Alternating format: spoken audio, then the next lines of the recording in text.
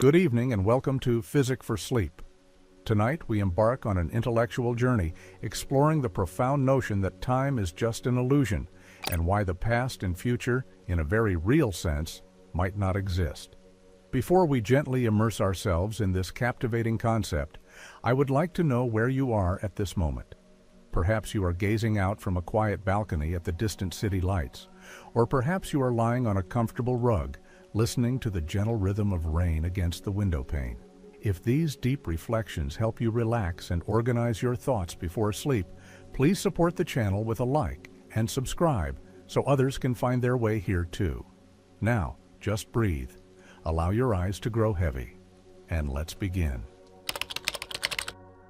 The intuitive experience of time as a relentless flow, a river carrying us from a fixed past toward an uncertain future, is perhaps one of the most deeply ingrained perceptions we hold. We feel time passing, marking our lives with moments, memories, and anticipations. Yet, when we delve into the fundamental principles of modern physics, particularly those laid out by Albert Einstein in his theories of relativity, this seemingly self-evident flow begins to dissolve, revealing a cosmic architecture far more intricate and, in some ways, more serene. The very idea that the past is gone and the future is yet to be, that our now is a universal, shared moment, is challenged by the fabric of space-time itself. Consider for a moment the profound implications of special relativity, introduced by Einstein in 1905. This theory established that the speed of light in a vacuum is a constant for all observers, regardless of their motion. This seemingly simple postulate led to revolutionary consequences for our understanding of space and time. It showed that time is not absolute, it is relative. Clocks tick differently for observers in relative motion. This phenomenon, known as time dilation, means that if you were to travel at speeds approaching that of light, time for you would slow down relative to someone remaining stationary on Earth. Your clock would tick fewer times and you would age less. This isn't a trick of perception or a psychological effect, it is a physical reality, confirmed by countless experiments from atomic clocks on airplanes to the extended lifespans of subatomic particles in accelerators. But the challenge to our perception of time goes even deeper with the concept of the relativity of simultaneity. This is perhaps the most unsettling aspect for our everyday intuition. It suggests that there is no universal now. Two events that appear simultaneous to one observer may not be simultaneous to another observer who is in motion relative to the first. Imagine, if you will, two distant cosmic events occurring at what you perceive to be precisely the same instant. For an astronaut speeding past you in a spacecraft, those same two events might unfold at different times, with one preceding the other, or vice versa. There is no single objective present moment that all observers across the universe can agree upon. Each observer carries their own now with them, a personal slice through the vast expanse of space-time. This leads us to a picture of reality that physicists often refer to as the block universe, or eternalism. In this model, all moments of time, the past, the present, and the future, exist simultaneously. Space-time is not a dynamic entity that changes or flows, but rather a static, four-dimensional block, much like a landscape. Our perception of time flowing or passing is akin to walking through this landscape, experiencing different points along our path sequentially. But the landscape itself is unchanging. All points, all moments, are already there. The ancient Roman Empire, the dinosaurs of the Mesozoic era, your birth, this very moment you are experiencing now, and events billions of years in the future, all are equally real, fixed points within this timeless block.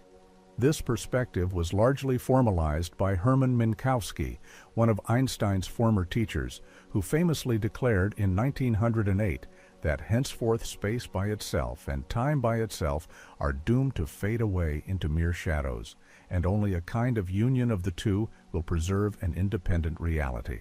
He united space and time into a single four-dimensional continuum, space-time. Within this framework, Objects do not merely exist in space and move through time, they exist as world lines or trajectories through space-time. Your entire existence, from birth to death, is a single, continuous world line within this four-dimensional block. The idea of future events not yet existing becomes a misnomer, as they are simply other regions of this fixed space-time geometry. Just as a distant mountain exists, even if you have not yet walked to it. The block universe model does not imply a deterministic fate in the philosophical sense, denying free will. Rather, it offers a different lens through which to view causality and existence.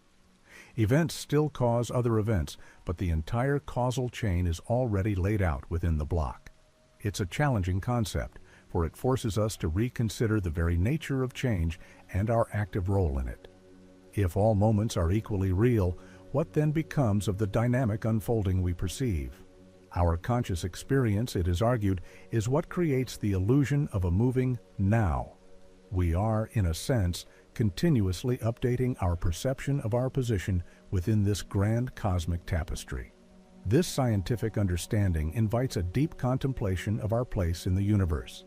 If your past and future are already existing within this block of space-time, then your entire life is, in a profound sense, an already completed story, a fixed pattern within a larger cosmic whole. The fleeting nature we attribute to moments, the regret for what has passed, or the anxiety for what is to come, might be seen as artifacts of our limited perception, rather than fundamental truths of reality. Instead of a river, perhaps time is a vast, still ocean, and we are merely a ripple passing across its surface, momentarily aware of our journey. This perspective, while initially counterintuitive, can bring a profound sense of calm, suggesting that every moment, every experience is eternally preserved within the unchanging geometry of space-time. If the past, present, and future all coexist within this four-dimensional block of space-time, as we have gently explored, then a profound question naturally arises. Why do we, as conscious beings, experience time as an undeniable, unidirectional flow?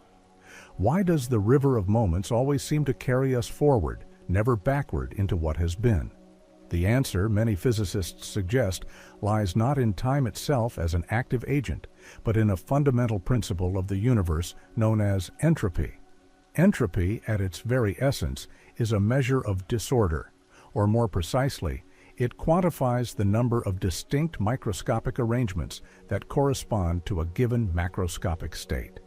Imagine a perfectly ordered collection of objects, perhaps a neatly arranged stack of books. There is only one way for them to be in that specific, pristine order. But if you were to scatter them, the number of ways they could be arranged in a disordered fashion vastly increases. The universe, in its grand design, exhibits a powerful tendency towards these more probable, disordered states. This inherent inclination towards disarray is not a flaw, but a fundamental characteristic of reality, a silent, pervasive force guiding the unfolding of all events. This universal tendency is formalized in the second law of thermodynamics, a cornerstone of physics, stating that the total entropy of an isolated system can only increase over time, or at best remain constant in idealized scenarios, but it will never decrease. This immutable law means that systems naturally evolve from states of lower probability and higher order to states of higher probability and greater disorder. This irreversible march from order to disorder is precisely what gives time its perceived direction, its powerful and undeniable arrow. It is the reason why a dropped glass shatters but never spontaneously reassembles, why cream mixes into coffee but never unmixes, and why memories accumulate yet cannot be unwound. These are all macroscopic manifestations of the universe's drive towards higher entropy. From the very beginning of its existence, the universe was in a state of remarkably low entropy. Modern cosmological models, founded upon extensive observational data, such as the cosmic microwave background radiation, describe the Big Bang not as a chaotic explosion, but as a moment of immense, compressed order, a highly uniform and dense configuration of energy and matter. Since that primordial state, approximately 13.8 billion years ago, the universe has been continuously expanding, cooling, and in doing so, becoming increasingly disordered. Stars ignite, burn for eons, and then undergo magnificent transformations or explosive finales, scattering their constituent elements across vast cosmic distances. Galaxies gracefully merge, colossal black holes grow in silent majesty, and all these intricate processes contribute inexorably to the universe's ever-increasing entropy.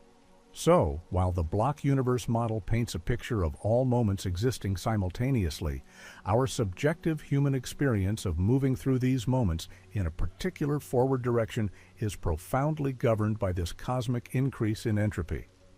It is not that the future is being actively created as we progress, but rather that our conscious awareness, our very biological and neurological processes, are inherently structured to perceive and interact with the universe in a way that aligns with this one-way arrow of increasing disorder.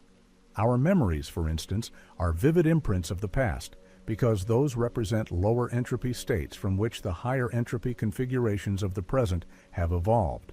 We cannot remember the future, because the future, in terms of its specific information and arrangements, has not yet unfolded in the observable higher entropy state that our minds can access. The feeling of time's flow is thus a profound and essential psychological construct, a sophisticated mechanism that our consciousness employs to navigate the static, four-dimensional landscape of space-time, making sense of the myriad irreversible changes dictated by the relentless progression of entropy. This scientific understanding invites a deep and tranquil contemplation of our place within the grand cosmic narrative. If the future is already there in the block universe, dictated by the initial low entropy state and the immutable march of the second law, does this diminish our sense of purpose or agency? Quite the contrary, it can elevate our present moment, our now, to a uniquely precious and significant point of awareness within an eternally existing cosmic design. We are, in a profound sense, the localized pockets of consciousness experiencing this intricate unfolding, observing the universe's majestic journey from pristine order to eventual gentle disorder. Our decisions, our thoughts, and our actions, though part of this vast interwoven pattern, are the very mechanisms through which this pattern is actualized and perceived within our limited yet deeply meaningful temporal experience. The inherent irreversibility of entropy ensures that our choices, once made, contribute to the unique trajectory of our world line, forever etched into the fabric of space-time. The ultimate consequence of this entropic arrow is often referred to as the heat death of the universe. This is not envisioned as a dramatic cataclysmic event, but rather as a slow, inevitable, and profoundly gentle fading. As the universe expands indefinitely and entropy eventually reaches its maximum possible state, all available energy will be uniformly distributed, spread thinner and thinner across an ever larger volume. In such a distant epoch, billions upon billions of years from now, there would be no more energy gradients left to exploit, no stars to ignite, no complex structures to form, and ultimately, no life to exist. In this state of maximum entropy, without any discernible change, without any events or processes to mark its passage, the very concept of time, even as a perceived flow, would gradually cease to have meaning. The cosmic clock would simply halt, not with a jarring stop, but with the quiet, serene equilibrium of ultimate disorder. This potential future, though unimaginably distant, is an intrinsic and logical part of the entropic story of our universe, a tranquil and inevitable endpoint to its grand narrative of transformation and unfolding. It is a reminder that even the most dynamic systems eventually find their calm. Thus, the past is not truly gone in the block universe, but rather exists as a region of space-time characterized by lower entropy configurations. The future is not unwritten or yet to come, but a region of higher entropy that we are yet to perceive and experience. Our human experience of time's linear passage is a deeply personal biological and psychological interpretation of the universe's entropic progression. It is this profound connection to the principles of thermodynamics that subtly orchestrates our sense of memory, our capacity for anticipation, and the relentless forward momentum of our lives. It reminds us that our very existence, our intricate biological processes, our capacity for thought and feeling, are localized pockets of emergent order within a universe gently, inevitably, moving towards a state of ultimate equilibrium. This understanding, rather than diminishing the present moment, imbues it with a quiet, profound significance, as the fleeting point where consciousness observes and participates in the majestic, entropic dance of our cosmos. Having gently explored how entropy provides the universe with a directional arrow, even within a timeless block where all moments coexist, we must now turn our attention inward. We ponder the very mechanism through which we perceive this cosmic progression, our own consciousness. If the past and future are, in a fundamental sense, already woven into the fabric of space-time, then why does our individual experience insist on a relentless, unidirectional flow? Why do we feel ourselves moving through moments, leaving some behind, and eagerly anticipating others? The answer, many scientists and philosophers suggest, lies deeply within the intricate workings of the human mind. Our immediate experience of now is not an infinitesimally thin slice of time, as our intuition might suggest. Instead, it is a brief subjective duration, a specious present, a concept explored by figures like William James in psychology. This perceived present moment, encompassing a small window of past and a hint of immediate future, is actively constructed by our brains. It allows us to integrate sensory information, form coherent thoughts, and engage in continuous action. Without this temporal window, our experience would be a chaotic, disconnected series of instantaneous perceptions, making any meaningful interaction with the world utterly impossible. Our brains are not passive recipients of a universal time signal.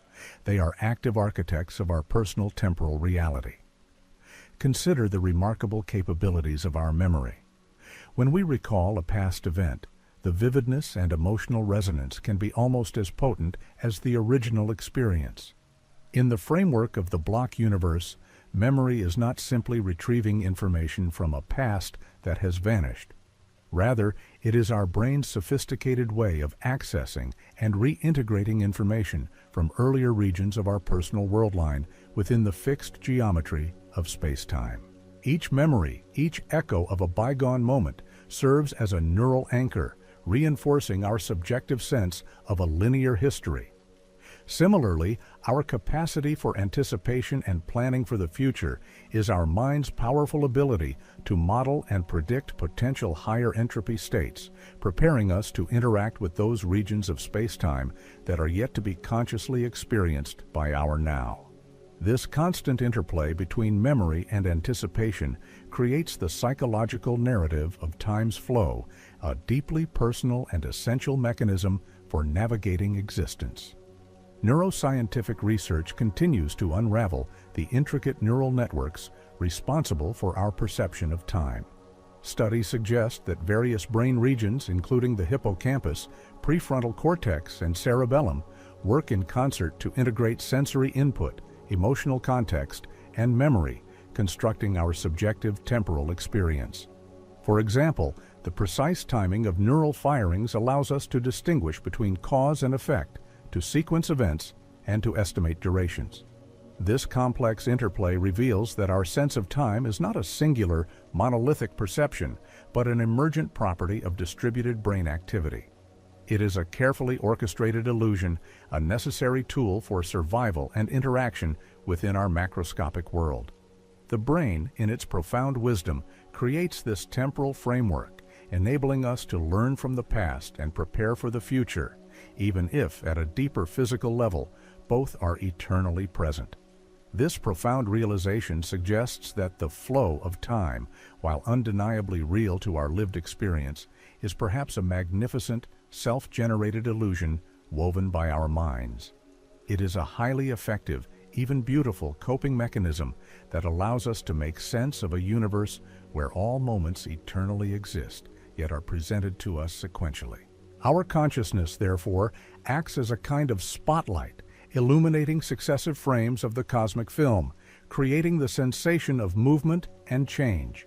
This perspective doesn't diminish the richness of our lives or the significance of our choices. Rather, it imbues them with a quiet, profound importance.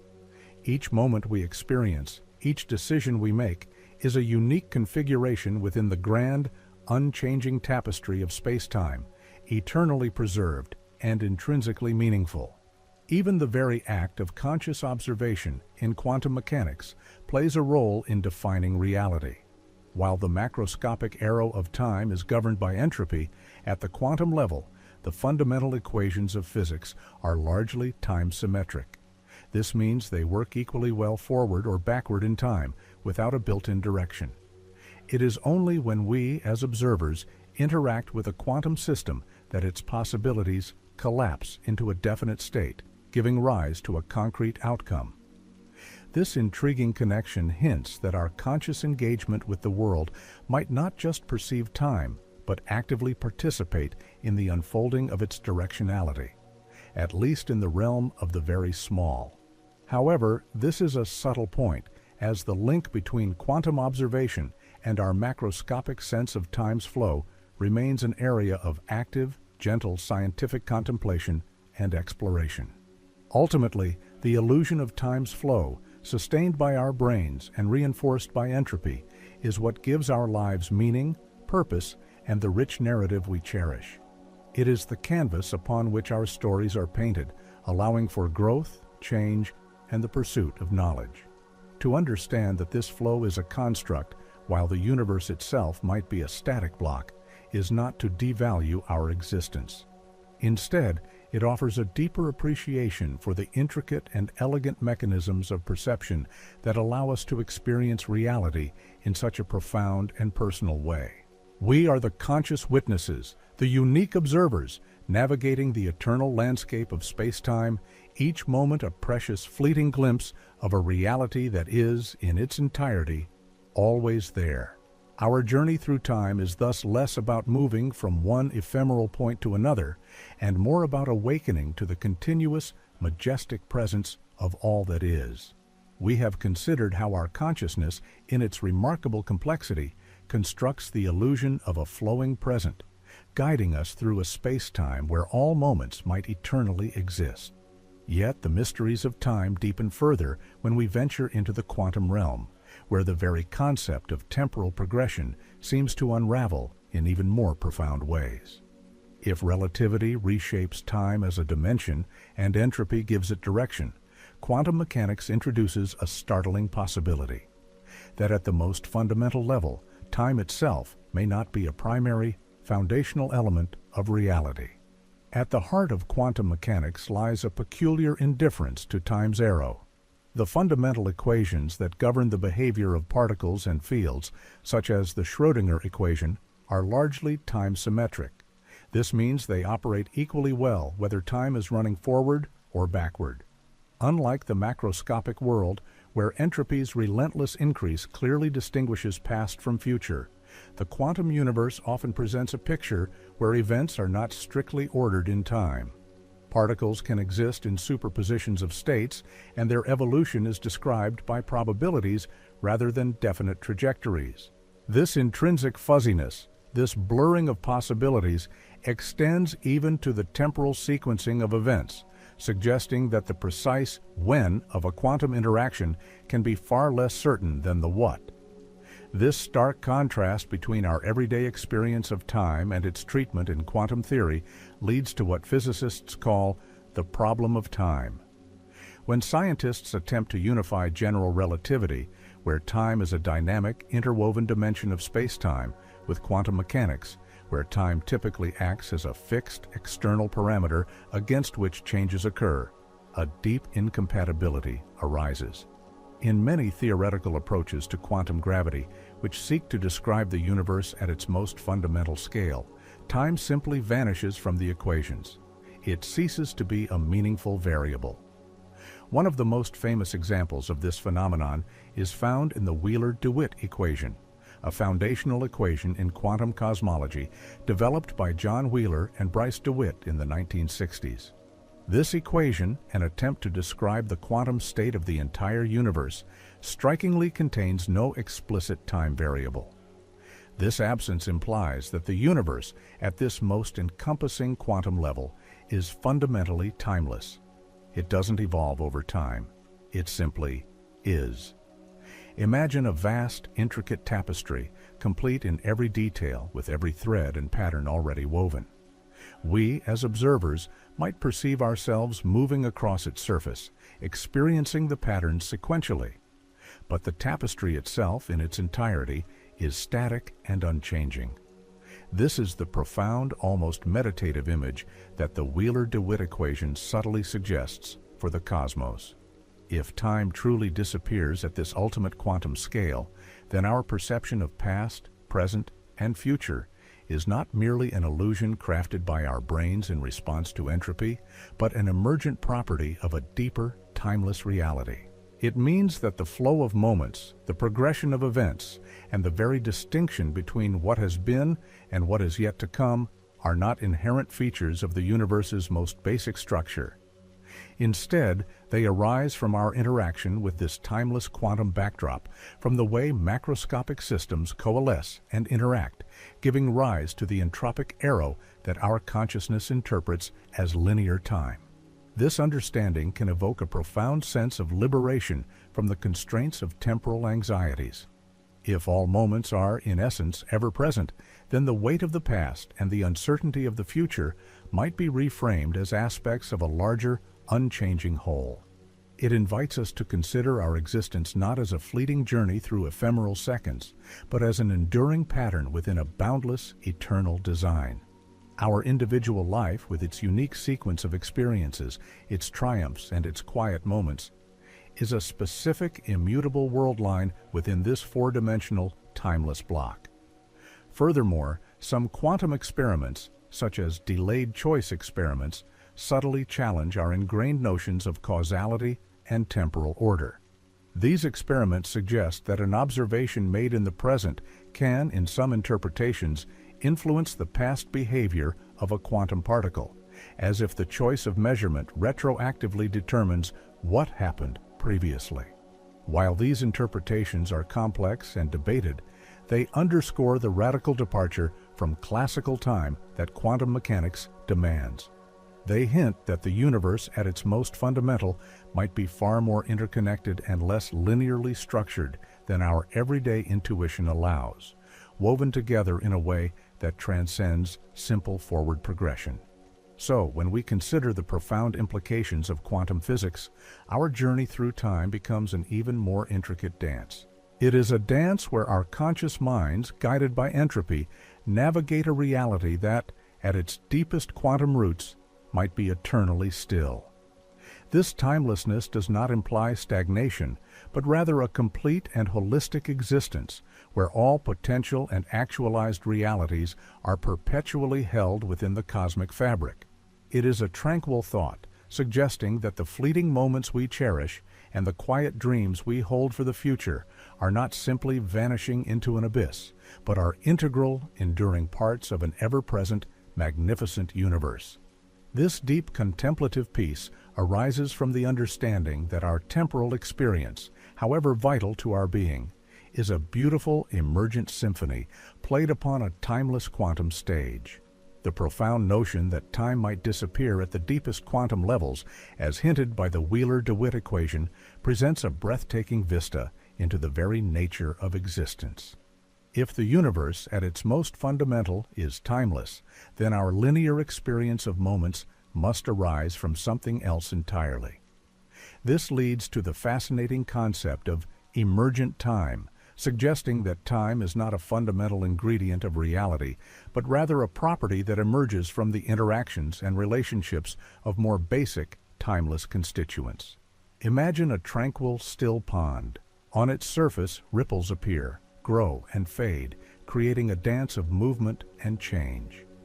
To an observer living only within the two-dimensional surface of the water, these ripples might seem to represent a continuous flow of time. Yet from a higher dimension, looking down upon the entire pond. All the ripples, all the patterns of movement exist simultaneously in a single, unchanging scene.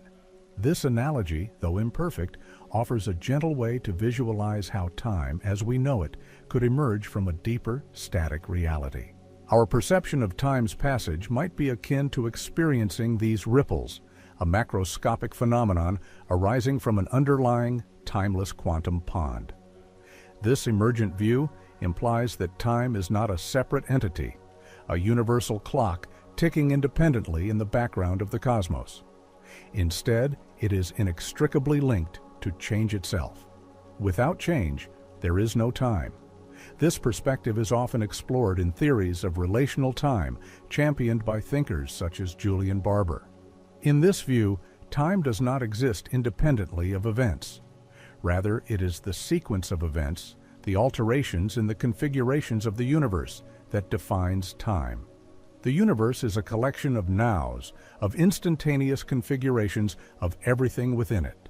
Our experience of time's flow is our journey through these successive, distinct arrangements, each one a unique snapshot in the cosmic album. From this standpoint, the past and future are not separate realms to be visited or awaited. They are simply other configurations of the universe, existing eternally in their own right, just as different pages of a book exist simultaneously, even though we read them sequentially. The sense of forward motion, of progression, is then deeply tied to the increase of entropy, as we explored earlier. We naturally move from less probable, more ordered configurations to more probable, less ordered ones. Our conscious minds, in their quest to make sense of this unfolding, weave these configurations into a coherent narrative of cause and effect, memory and anticipation, giving rise to our subjective experience of time's irreversible flow. This shift in perspective from time as an absolute river to time as an emergent property of cosmic change can be profoundly calming.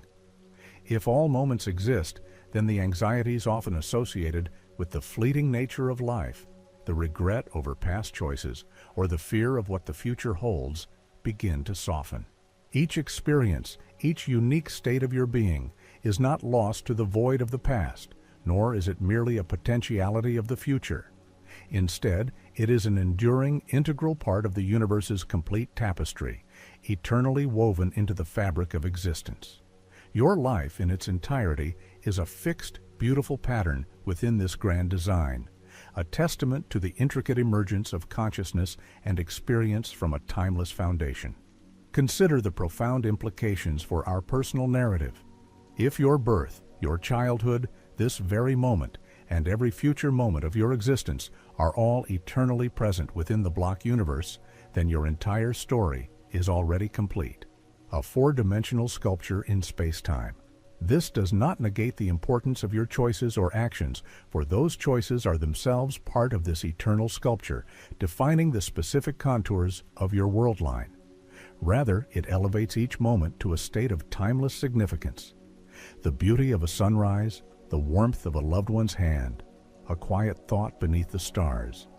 These are not fleeting events that vanish into nothingness, but permanent, shimmering facets of a larger, unchanging reality.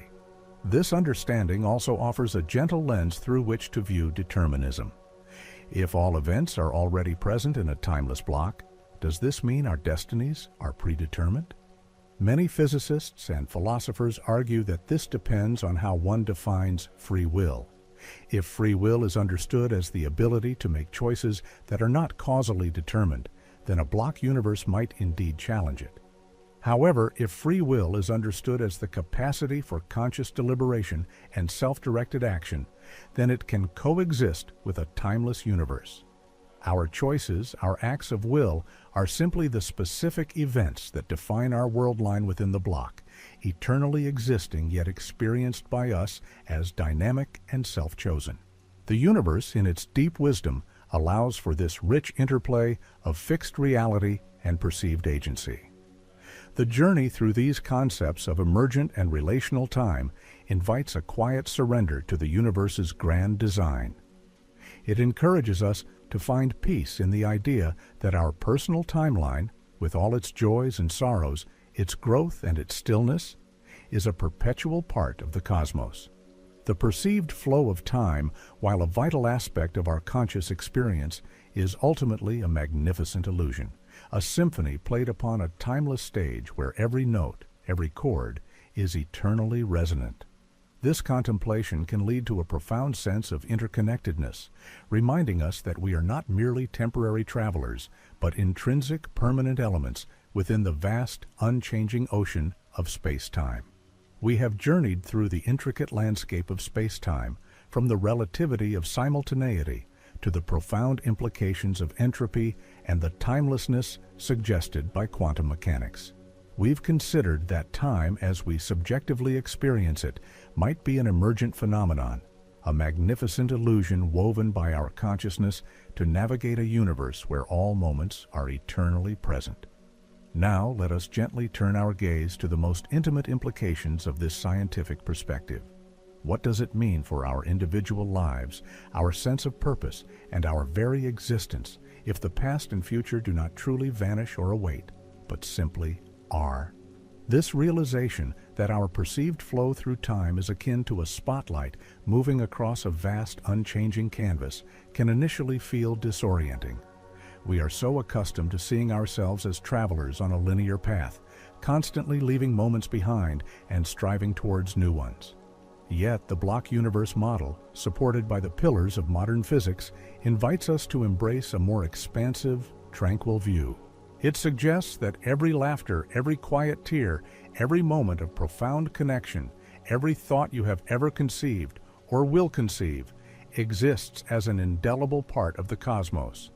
These are not ephemeral flickers that fade into oblivion, but permanent features of an eternally structured reality. Consider your personal history not as a series of events that are now gone, but as a continuous, unbroken thread within this cosmic tapestry. Each experience, each person you have met, each decision you have made forms a specific coordinate in your world line, a fixed pattern within space-time. This implies that regret over a past action or longing for a lost moment can be reframed. The event itself is not lost. It is simply a different part of your complete, four-dimensional existence. This perspective does not diminish the emotional weight of these moments, but it can offer a quiet sense of permanence, a gentle reassurance that nothing truly disappears.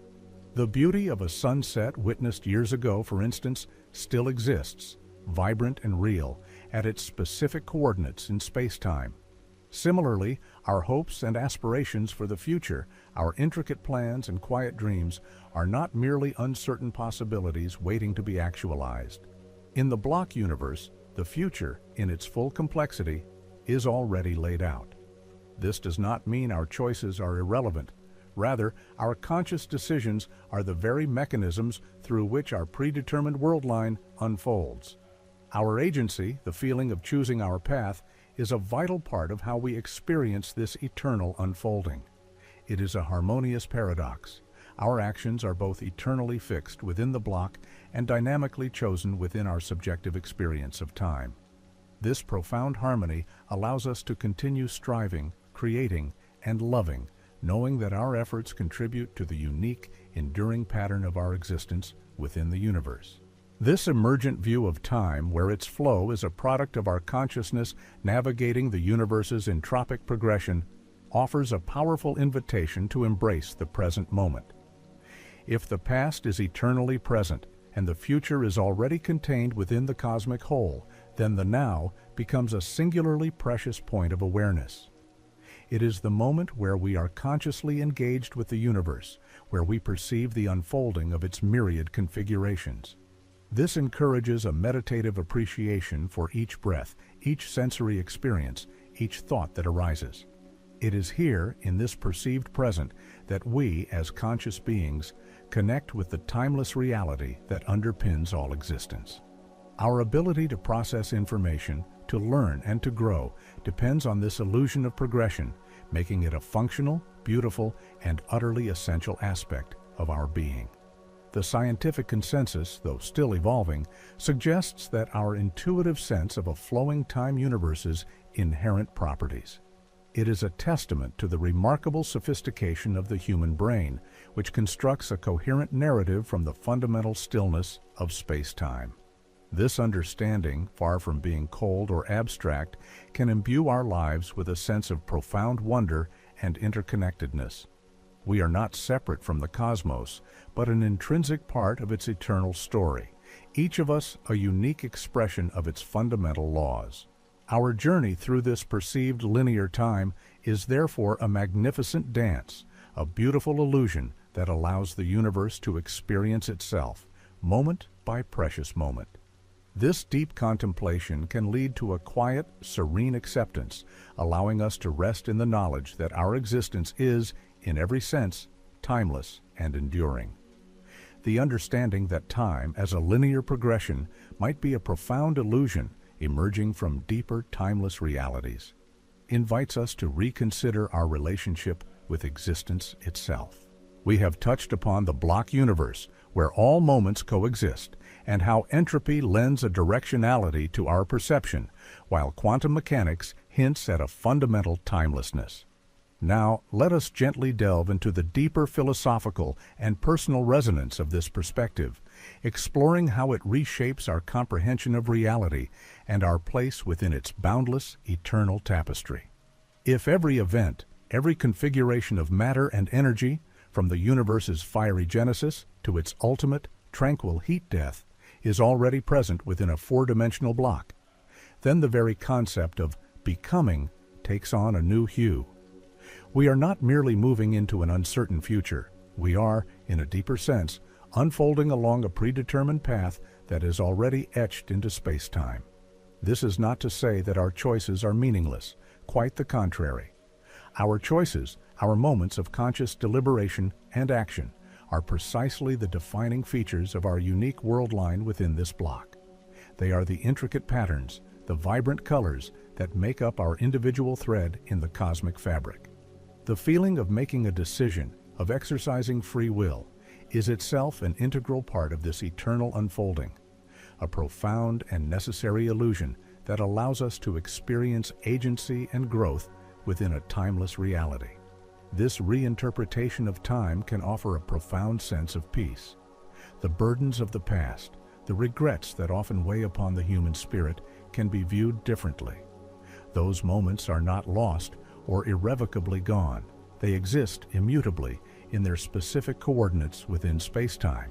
They are part of the complete story of your existence, a chapter already written and forever accessible in the grand cosmic library. This permanence does not negate the lessons learned or the emotional impact of those events, but it can perhaps soothe the sting of finality. Similarly, the anxiety surrounding the future, the fear of what may come, can be tempered by the understanding that those future moments are also, in a fundamental sense, already there. They are simply other regions of the block that our conscious awareness has not yet encountered. The journey is not towards an unknown void, but through an already complete and coherent narrative. This perspective emphasizes a deep interconnectedness that transcends temporal separation. If the past, present, and future are all facets of a single unified space-time, then the distinctions we draw between then and now become less absolute.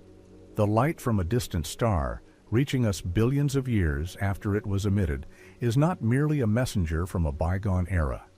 It is a direct connection to that star's existence at a different point in space-time, a testament to the enduring reality of all moments. In this light, we are not isolated beings moving through a fleeting present, but rather integral, permanent parts of an infinitely complex, interwoven cosmic whole. Our individual lives, with their intricate sequence of events, are beautifully resonant patterns within this greater, unchanging symphony of existence. The human brain, in its remarkable capacity, constructs this illusion of time's flow, providing us with a functional framework for navigating the macroscopic world. It is a biological imperative, allowing for memory, learning, and anticipation, all crucial for survival and interaction. Without this intricate temporal processing, our experience would be a bewildering array of disconnected stimuli. Therefore, the illusion of time is not a deception, but a masterful act of creation by our own consciousness, a necessary bridge between the timeless fundamental reality and our subjective linear experience. This makes our conscious awareness an even more remarkable phenomenon, a localized point of emergent activity that perceives and interprets the universe's vast, eternal expanse. To embrace the idea of time as an illusion and the past and future as eternally existent is to cultivate a deeper appreciation for the present moment. If every now is a permanent fixture in the block universe, then each conscious experience, each sensory input, each thought, possesses an enduring significance. It invites a mindful engagement with our immediate reality, recognizing that this very instant, as it unfolds, is being woven into the timeless fabric of the cosmos, never to be truly lost. This sense of timeless presence can foster a profound calm, allowing us to release the grip of fleeting moments and find serenity in the enduring nature of all that is. We are not just living in time, but are, in a very real and beautiful sense, of it, an eternal pattern within the grand, unchanging dance of space and moments. This tranquil contemplation offers a gentle pathway to deep relaxation as the boundless, ever-present reality of the universe enfolds your thoughts. This understanding of existence itself, where every laughter, every quiet tear, every thought. Now let us gently delve into how this perspective profoundly reshapes our comprehension of reality by considering time as an emergent property of information and what this might mean for our enduring sense of self. If time is not a fundamental ticking clock, but rather arises from the arrangement and interaction of components within the universe, then it is plausible that this emergence is deeply tied to the processing and transformation of information. In physics, information is often considered a fundamental quantity, much like energy or matter. It is a measure of the specificity of a system, how ordered or patterned it is. The universe, in a profound sense, can be viewed as a vast, evolving informational system where every particle, every field, every interaction contributes to a grand, intricate data set. Our experience of time, then, becomes our consciousness's way of navigating and interpreting the changes within this informational tapestry. Consider the intriguing concept of information conservation, particularly in the context of black holes. For many years, physicists grappled with the information paradox, the question of whether information about matter falling into a black hole is truly lost forever. Quantum mechanics, with its insistence that information cannot be destroyed, suggests that it must be preserved, perhaps encoded on the black hole's event horizon. This implies that even at the most extreme boundaries of space-time, information endures.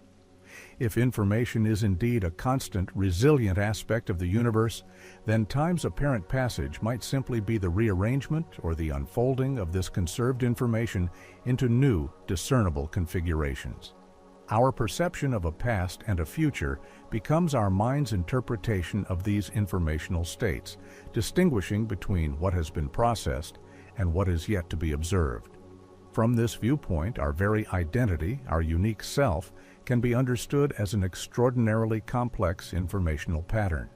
Your memories, your personality, your consciousness itself are not ephemeral flickers in time, but rather intricate, coherent arrangements of information that persist within the timeless block of space-time. Just as a piece of music is an enduring pattern of notes, even if we experience it sequentially, your life is an enduring pattern of information. This perspective offers a quiet reassurance that your existence, in its deepest informational essence, is not subject to the corrosive effects of passing moments. It is eternally recorded, a unique and irreplaceable chapter in the universe's boundless narrative. This profound understanding can alleviate fear of oblivion. The sense that our experiences vanish into nothingness begins to dissipate. Instead, we can find calm in the knowledge that every moment we live, every thought we think, every connection we forge, contributes to an enduring informational structure. Our brain, in its remarkable capacity, acts as a sophisticated information processor, constantly constructing and updating our subjective temporal experience by integrating new data from our surroundings with the vast archive of our memories. This continuous process of information integration creates the illusion of a moving now, a necessary and beautiful mechanism that allows us to engage meaningfully with the world and perceive its progression. The concept of emergent time, rooted in the transformation of information, also sheds a gentle light on the nature of causality. Events do not merely happen in sequence. They are linked by the logical flow of information, where one informational state gives rise to the next. The universe, therefore, unfolds with a profound internal consistency, a grand computational process where every step is intrinsically connected to what came before and what will follow. This order, rather than being a rigid decree, is a natural consequence of the universe's informational architecture, a self-organizing dance of data. This intricate dance, perceived by us as the passage of time, is a source of deep wonder, revealing a cosmos that is both eternally static and dynamically emergent. Embracing this view, our sense of personal identity transcends the boundaries of our perceived linear timeline. Your essence, your unique informational pattern, is not confined to a single, present moment. It is distributed across your entire world line in space-time, an enduring signature of your existence.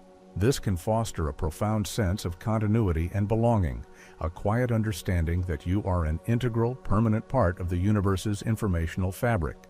You are not a transient visitor, but a timeless pattern, a complex configuration of information that contributes to the cosmic whole. This deep contemplation invites a serene acceptance of your place in this grand informational dance, allowing your thoughts to drift towards a tranquil understanding of an eternal self, gently easing you into restful sleep.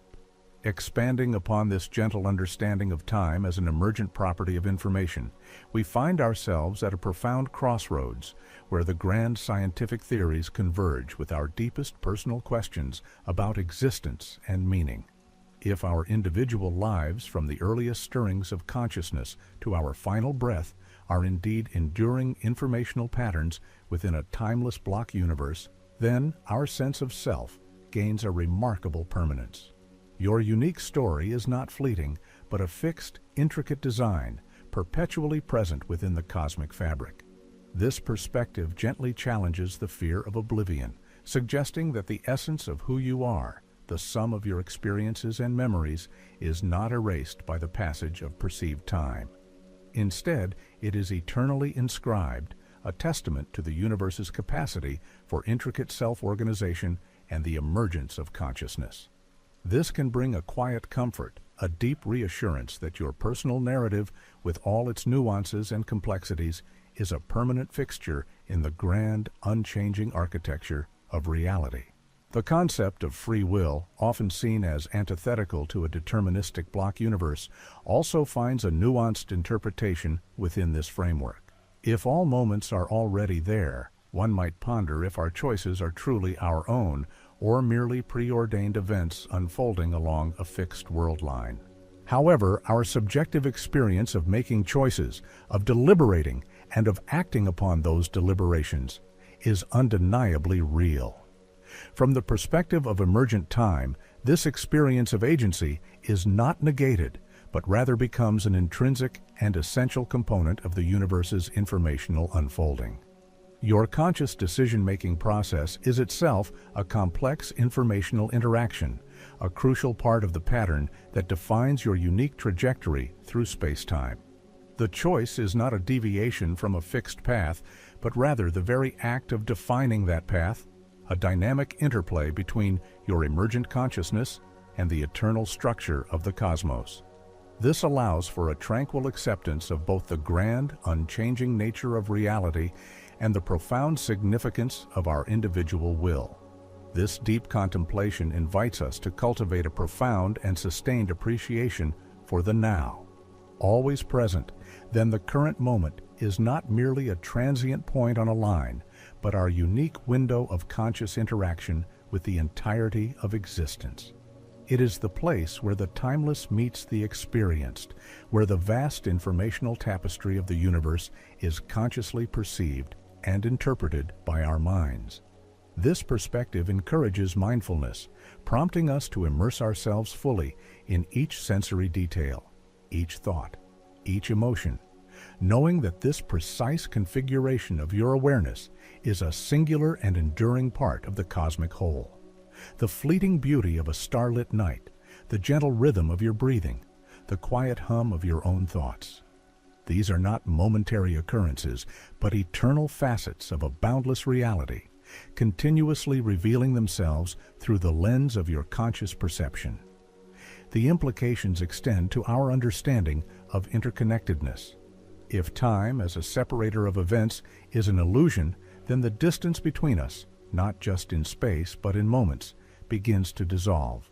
The light from a star that burned out millions of years ago, reaching your eyes tonight, is a direct, living link to that past, a proof that its existence, its moment, is still vibrantly real within the block. Similarly, the connections we forge with others, the love we share, the knowledge we transmit, are not bound by the perceived limitations of linear time. These relationships, these informational exchanges, become enduring patterns that transcend individual lifespans, woven into the eternal fabric. This realization fosters a deep sense of unity, a quiet awareness that all of existence is intricately linked, a single, magnificent, timeless dance of information and consciousness. We are not merely isolated entities, but integral, permanent participants in this cosmic ballet. Ultimately, the illusion of time's flow, far from diminishing reality, enriches it with a deeper, more serene meaning.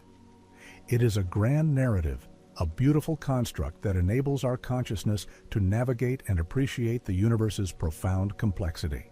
To understand this is to move beyond the anxieties of temporal impermanence and to find a quiet strength in the eternal nature of all things. Your life, your being, is not a temporary flicker against an infinite void, but an enduring pattern, a unique expression within a boundless, timeless cosmos.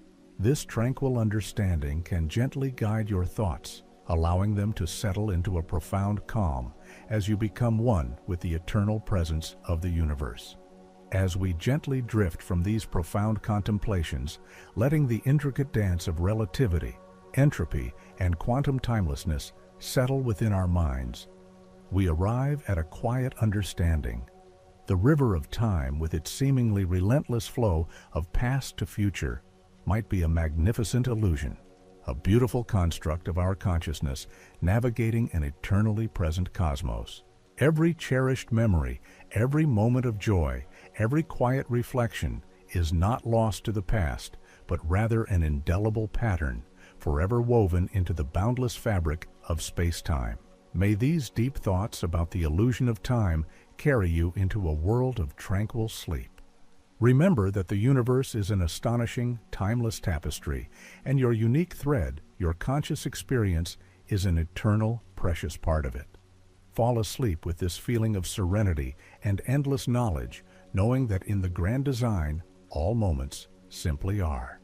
Good night. The captivating dream of traversing the temporal landscape rests fundamentally on our understanding of time itself. For millennia, across countless generations, time was largely perceived as an unyielding, universal river, flowing uniformly and relentlessly from an absolute past through a singular present into an inevitable future. Philosophers and scientists alike, for much of recorded history, conceived of time as an independent entity, a cosmic clock ticking identically for everyone, everywhere, a constant, unchanging backdrop against which all events unfolded. This intuitive grasp of time, however, began to unravel with the profound insights offered by Albert Einstein in the early 20th century. Einstein's theories of relativity, both special and general, profoundly redefined time, stripping away its perceived absoluteness. He posited that time is not a separate, immutable entity, but rather an integral dimension interwoven with the three dimensions of space, forming a unified four-dimensional fabric known as space-time. This conceptual shift from a fixed stage to a dynamic, flexible continuum opened unexpected avenues for considering movement not just through space, but also through time. The first revelation came with special relativity, introduced in 1905, which dictates that time is not absolute, but relative, its passage dependent on an observer's motion. Imagine two individuals, one remaining perfectly still, perhaps quietly observing the gentle sway of trees from their window, and another embarking on an extraordinary journey aboard a spacecraft accelerating to velocities approaching the speed of light. For the person on the spacecraft, time would genuinely slow down relative to the person on Earth. This phenomenon, known as time dilation, is not merely an illusion or a trick of perception. It is a verifiable physical reality, confirmed by numerous experiments. We have observed this with remarkable precision in the real world. Atomic clocks, those exquisitely accurate instruments that measure time with incredible fidelity, have been placed on high-speed aircraft and compared to identical clocks remaining on the ground. Upon the aircraft's return, the airborne clocks consistently show a minuscule but measurable lag, having ticked fewer times. They have, in essence, traveled ever so slightly into the Earth's future. This is a journey that is fundamentally unidirectional. One can only travel into the future at a faster or slower rate than others, never arbitrarily backward or forward. It is a subtle form of time travel, perhaps not the dramatic, instantaneous leap depicted in fiction, but a tangible demonstration of time's inherent flexibility and its deeply personal nature. Each of us, in our daily lives, experiences time at a slightly different rate, a notion that can stir a quiet sense of wonder about our unique temporal path. Then came general relativity, formulated in 1915, which extended this flexibility further by weaving gravity into the very tapestry of space-time. Einstein proposed that massive objects, such as planets, stars, or the enigmatic black holes, warp the fabric of space-time around them. Envision a heavy ball placed upon a stretched rubber sheet. It creates a depression, a curvature. This curvature, according to general relativity, affects not only the path of objects through space, but also the flow of time itself. The stronger the gravitational field, the more pronounced the curvature, and consequently, the slower time passes. This phenomenon is known as gravitational time dilation. It means that a clock positioned near a massive object will tick more slowly than an identical clock situated in a weaker gravitational field, far away from any significant mass. Consider the Earth itself. A clock at sea level, closer to our planet's gravitational pull, ticks marginally slower than a clock placed atop a high mountain. The differences are indeed infinitesimally small, measured in nanoseconds, yet they are real and accumulate over time. This effect is not just a theoretical construct or a curiosity for physicists. It is a critical practical consideration for technologies like the Global Positioning System, or GPS. The satellites that enable our navigation systems orbit high above Earth, where they experience both relativistic velocity-induced time dilation due to their high speed and gravitational time dilation due to their greater distance from Earth's mass. Without constant, precise corrections for these relativistic effects, the timing signals from GPS satellites would quickly drift, rendering our navigation inaccurate by many kilometers each day. This intricate dance of time and gravity highlights how deeply these fundamental principles are embedded in the very mechanisms of our modern world. These insights reveal that time is far more personal and dynamic than we commonly assume. Your own personal timeline, your individual rhythm of existence, is subtly dictated by your unique velocity through space and your proximity to massive objects. No two people, unless they share precisely the same motion and gravitational environment, experience time at exactly the same rate. This realization can be profoundly contemplative. We are each moving through our own unique temporal slice, a distinct narrative within the grand cosmic story. While these relativistic effects allow for journeys into the future, albeit only by experiencing time more slowly than others, they do not offer a pathway to leap into the past, nor to jump centuries into the future without aging. To achieve such feats would require something far more radical, something that pushes the very boundaries of our current understanding of physics and introduces a host of conceptual difficulties.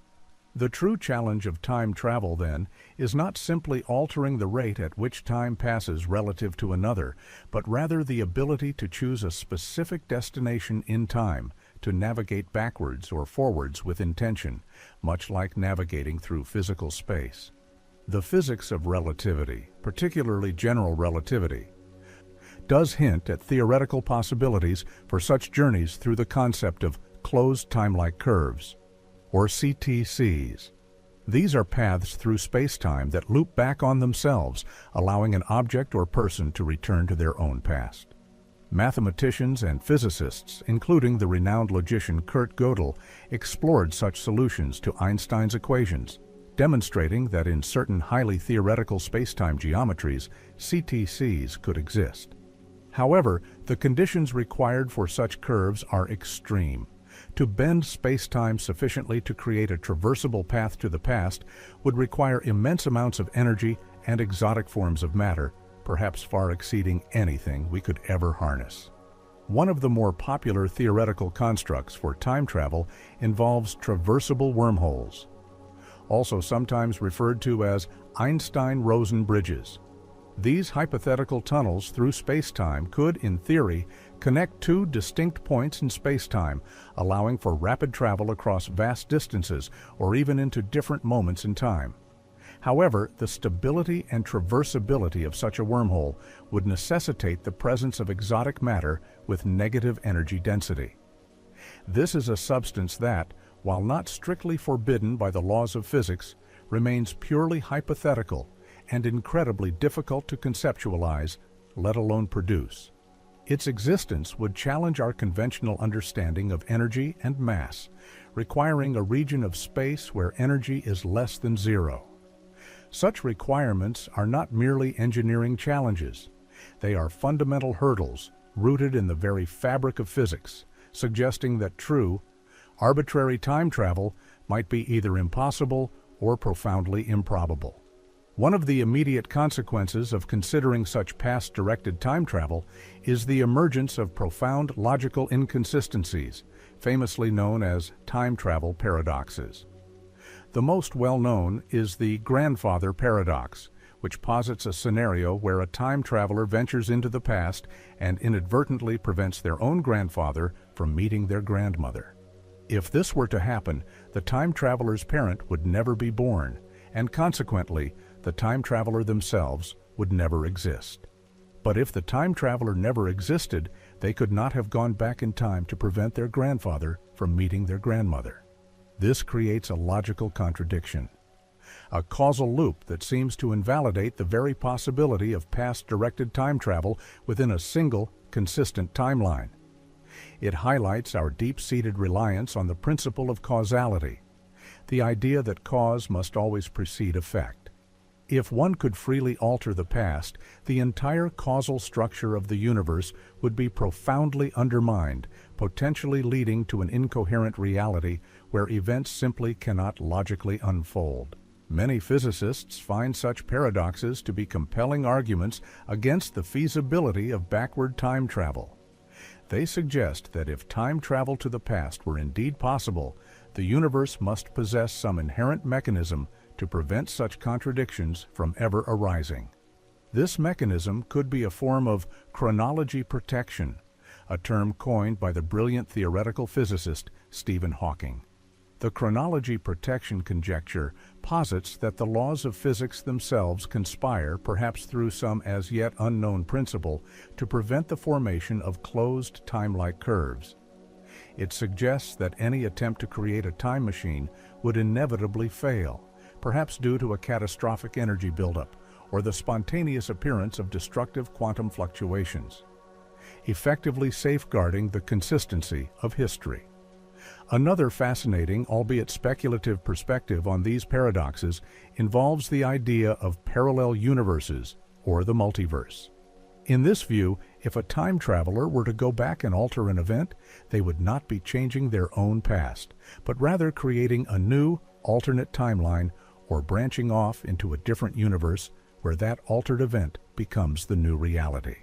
In this scenario, the original timeline from which the traveler departed would remain unaffected, thus neatly sidestepping the grandfather paradox. The traveler would simply be visiting a different branch of reality, rather than directly interfering with their own causal chain. This idea, while elegant in its solution to paradoxes, introduces its own set of profound questions about the nature of reality and the vastness of existence. Are there truly infinite universes branching off with every quantum decision, every historical alteration? The implications are staggering, suggesting that every possible outcome of every event is realized in some corner of an unimaginably vast multiverse. As we contemplate these possibilities, we are gently reminded that our understanding of time and its potential journeys is still unfolding, much like the universe itself. Perhaps the seeming impossibility of altering the past is not a flaw, but a fundamental safeguard, preserving the coherence of our own unfolding story within the cosmos, allowing us this precious, linear, and uniquely personal experience of moments. The elegance of a multiverse, with its branching timelines, offers a fascinating resolution to the logical knots of time travel paradoxes. Yet, even if such a grand tapestry of realities exists, the fundamental question remains: how might one actually traverse the temporal landscape? The theories that permit such journeys are themselves rooted in the most extreme interpretations of space-time, demanding conditions far removed from our everyday experience. To truly manipulate time, to choose a destination in the past or future, we must consider the very fabric of the cosmos, not merely as a stage, but as an active participant, capable of extraordinary contortions. One of the most compelling, yet profoundly challenging, theoretical pathways to time travel involves the concept of traversable wormholes. Imagine space-time not as a flat, unyielding sheet, but as a flexible, pliable surface. A wormhole, or Einstein-Rosen bridge, as it is sometimes known, would be a theoretical tunnel through this fabric, connecting two distinct points in space-time. These points could be vast distances apart in space, or, more intriguingly, different moments in time. Such a tunnel would offer a shortcut, bypassing the immense distances and linear progression of time that normally govern our existence. The theoretical physicist Kip Thorne, among others, has extensively explored the mathematics of such structures.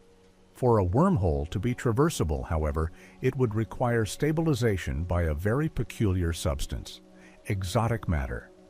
This is not merely unusual matter, it is matter with negative energy density. In essence, it would possess repulsive gravitational properties, preventing the wormhole's throat from collapsing instantaneously. Negative energy density is a concept that pushes the boundaries of our current physics. While quantum field theory hints at its fleeting existence in phenomena like the Casimir effect, where virtual particles create a measurable attractive force between two uncharged plates in a vacuum. Generating and sustaining macroscopic amounts of such exotic matter remains purely in the realm of theoretical speculation. The energy required to create and maintain a stable, traversable wormhole would be astronomical, likely far exceeding the total energy output of our Sun over its entire lifespan. Even if one could theoretically stabilize such a conduit, the precision required to manipulate its ends to create a time difference, perhaps by dragging one mouth near a rapidly moving object or a massive gravitational source, would present engineering challenges that verge on the impossible. The journey through such a wormhole would be a silent, swift passage through a realm where space-time itself is intricately woven, a profound shortcut that reshapes our very understanding of continuity. Beyond wormholes, other theoretical constructs have emerged from the depths of general relativity. Consider the hypothetical existence of cosmic strings. these are not strings in the sense of string theory, but rather incredibly thin, one-dimensional topological defects in spacetime, remnants from the very early universe, if they exist at all. They would possess immense mass and density, so much so that they could warp spacetime in a truly extraordinary manner. In the 1980s, the physicist Richard Gott proposed a model where two infinitely long parallel cosmic strings, moving past each other at relativistic speeds, could create a region of spacetime that allows for closed time-like curves. A spacecraft following a precise trajectory around these moving strings could, in theory, find itself returned to an earlier point in its own history. The gravitational field around these cosmic strings is so intense that it would essentially create a cone in spacetime, allowing for pathways that loop back on themselves. However, the practicalities of such a journey are, once again, prohibitive. Cosmic strings, if they exist, are thought to be incredibly rare and immensely distant. Furthermore, the precise alignment and relativistic velocities required for such a maneuver would be almost unimaginable to achieve. Any slight deviation from the exact trajectory would likely lead to catastrophic results, perhaps simply a very long and arduous journey through ordinary space. The concept, while mathematically sound within the framework of general relativity, paints a picture of time travel as an endeavor demanding not just advanced technology, but a mastery over cosmic structures that are themselves at the very edge of our observable universe and theoretical understanding. It reminds us that even within the realm of possibility, there exists an infinite gradient of attainability, with true time travel residing at the extreme, distant end. Another fascinating, albeit hazardous, theoretical possibility arises from the study of rotating black holes, often referred to as Kerr black holes after Roy Kerr, who first discovered their mathematical solution. Unlike the simpler, non-rotating Schwarzschild black holes, which contain a single, inescapable singularity, Kerr black holes possess a more complex internal structure. Within the event horizon of a rotating black hole, there exists a region called the ergosphere, and beyond that, a hypothetical inner event horizon. Some theoretical models suggest that paths might exist within this inner region that could lead to closed time-like curves. This means that, in principle, an object entering a rapidly rotating black hole might, under extremely specific and perilous conditions, be able to travel into its own past or even emerge into another region of space-time altogether. Perhaps a different universe. However, the journey through a rotating black hole is fraught with unimaginable dangers. The tidal forces would be immense, stretching and tearing any object apart long before it reached the inner regions. Moreover, any matter falling into the black hole would likely accumulate on the inner horizon, creating a chaotic and unstable environment that would prevent the formation of stable closed time-like curves. This theoretical pathway, while intriguing, seems less like a viable mode of transport and more like a cosmic shredder, a violent endpoint rather than a temporal gateway. It underscores the profound physical boundaries that confront any serious contemplation of time travel, reminding us that the universe, in its grandeur, often sets strict limits on our most ambitious aspirations. These theoretical frameworks, whether involving wormholes, cosmic strings, or the exotic interiors of rotating black holes, all converge on a common theme: the immense and almost insurmountable energy requirements. To bend or warp space-time sufficiently to allow for backward time travel or instantaneous jumps into the distant future, one would need to harness energy on scales that dwarf anything humanity has ever conceived. The energy equivalent of entire stars, perhaps even galaxies, might be necessary to create and sustain such a temporal distortion. This is not merely an engineering problem of building bigger machines or more efficient power sources.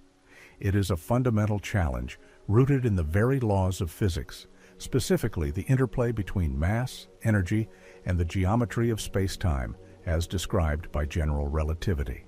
The sheer scale of these requirements suggests that time travel, if ever possible, would be an achievement far beyond our current technological horizon. perhaps even beyond the capabilities of any civilization that relies on conventional physics. The quest for a unified theory of quantum gravity, a framework that reconciles general relativity with quantum mechanics, might offer further clarity on these possibilities. At the Planck scale, the smallest conceivable units of space and time, space-time itself might not be the smooth, continuous fabric we perceive. Instead, it could be a turbulent, foamy realm, where quantum fluctuations are rampant. Some speculative theories suggest that it is at this fundamental level that the ultimate answers to time travel might lie, either revealing hidden pathways or definitively closing them off. Until then, these theoretical mechanisms remain elegant mathematical solutions, yet profoundly constrained by the universe's immense energetic demands and our incomplete understanding of its deepest laws. We are left to ponder these grand, almost mythical visions of temporal voyages, deepening our appreciation for the quiet, consistent, forward flow of our own existence, a journey we traverse each moment, an unfolding story that is uniquely and beautifully ours. The theoretical pathways to time travel, despite their mathematical elegance, inevitably lead us to confront a series of profound logical inconsistencies known as paradoxes. The well-known grandfather paradox, where one travels back to prevent their own birth, serves as a stark illustration of causality's delicate balance. But beyond this fundamental challenge, other paradoxes emerge, each probing the very coherence of our universe. Consider the bootstrap paradox, also termed an ontological paradox. In this scenario, an item or piece of information exists without an apparent origin. Imagine a time traveler from the future bringing a complete copy of a famous unpublished symphony back to the past and giving it to the young, struggling composer. The composer then publishes it, becoming renowned. But where did the symphony truly originate? It was never composed by the individual, it was merely copied from a future version of itself, creating a self-existing loop with no initial creator.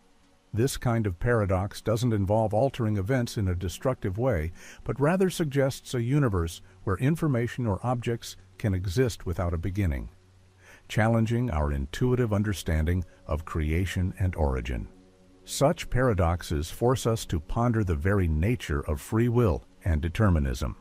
If the past were truly mutable, if one could simply rewrite history, what would that imply for the choices we make in the present?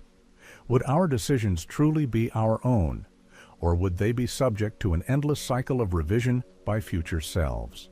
Conversely, if the past cannot be changed, does that mean our future is already irrevocably set, preordained by an unalterable causal chain? These questions move beyond mere physics and touch upon the deepest philosophical inquiries into existence and consciousness. They hint at a universe that might, in its profound wisdom, possess intrinsic safeguards against such temporal chaos, ensuring the consistent unfolding of events. Indeed, many physicists lean towards the idea that the universe must inherently protect itself from such logical inconsistencies. This concept, formalized by Stephen Hawking, is known as the chronology protection conjecture. It posits that the laws of physics at some fundamental level conspire, thereby safeguarding the consistency of history. How might such a protection mechanism operate? Perhaps, as some theories suggest, any attempt to create a time machine, such as a traversable wormhole, would inevitably be met with insurmountable obstacles. For instance, the very act of attempting to stabilize a wormhole and manipulate its ends for time travel might trigger an explosive surge of virtual particles from the quantum vacuum, creating a maelstrom of energy that immediately collapses the nascent time machine. This cosmic sensor would act as a natural, self-regulating force, ensuring that the fabric of spacetime remains unripped and causality unbroken. This perspective imbues the universe with a kind of inherent logic, a self-preserving wisdom that prevents its own dissolution into paradox. It suggests that while our equations might allow for theoretical solutions like closed time-like curves, the physical universe itself might impose additional, as yet undiscovered constraints. The universe would, in essence, be its own guardian, silently upholding the integrity of its timeline, making time travel to the past an endeavor that is not just technologically difficult, but fundamentally forbidden by the very principles that govern existence. This quiet, yet powerful, protective mechanism allows the grand cosmic narrative to proceed without interruption, ensuring that every cause has its effect, and every event its unique place in the unfolding story of reality. The realm of quantum mechanics, with its inherently probabilistic nature, offers yet another lens through which to view the enigma of time travel. Unlike classical physics, where particles have definite positions and momenta, quantum particles exist in a state of superposition, occupying multiple states or locations simultaneously until observed. Could this quantum fuzziness somehow permit a different kind of temporal journey, one that navigates the probabilities rather than fixed points? The brilliant physicist Richard Feynman once proposed a peculiar idea, that positrons, the antimatter counterparts of electrons, could be interpreted as electrons traveling backward in time. While this is primarily a mathematical convenience for certain calculations in quantum electrodynamics, rather than a literal assertion of time travel, it hints at the deep interconnectedness of time and particles at the most fundamental scales.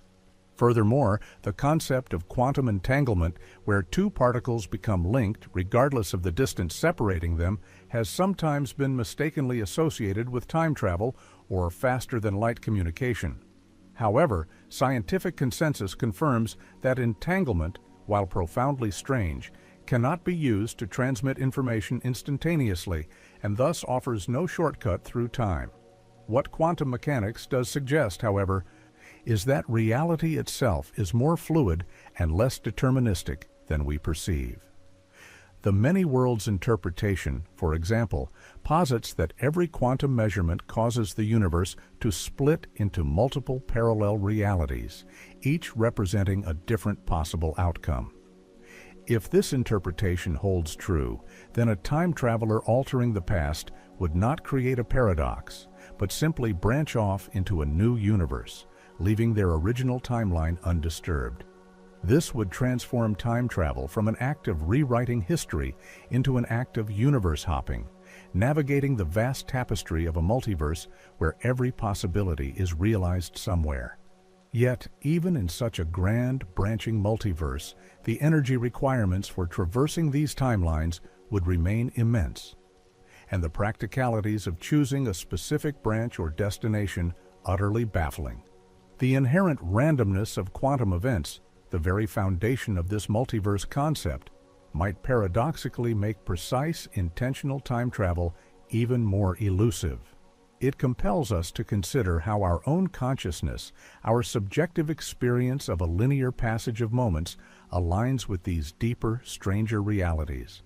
Are we merely observers of a predetermined path, or do our choices, even at the quantum level, ripple outwards, shaping the very fabric of our perceived reality?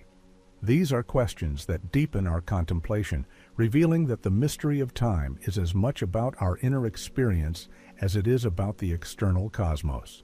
Finally, we must consider the thermodynamic arrow of time, a concept deeply ingrained in our universe's very essence. This arrow is defined by the second law of thermodynamics, which states that the total entropy or disorder of an isolated system can only increase over time. From a broken glass to the cooling of a hot cup of tea, the universe consistently moves from states of order to disorder. Our experience of time's forward march is intrinsically linked to this irreversible increase in entropy. A future where entropy has significantly decreased seems utterly foreign and impossible to us. If one were to travel backward in time, it would imply a reversal of this fundamental cosmic tendency, a journey into a realm where broken glasses reassemble themselves and hot tea spontaneously heats up.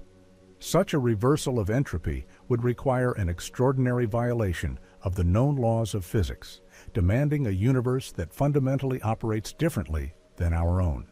While minor localized decreases in entropy can occur, the overall cosmic trend remains immutable. This thermodynamic arrow of time acts as a powerful, silent barrier to backward time travel, a natural law that steers the universe in a singular, consistent direction. It suggests that time travel into the past is not merely difficult, but fundamentally incompatible with the very energy dynamics that govern our reality. Our lives, our thoughts, our very existence are woven into this forward-moving current of increasing entropy, a quiet, inexorable march towards a future of greater cosmic dispersal. To contemplate time travel is, in a profound sense, to contemplate a universe that defies its own most fundamental, calming rhythm.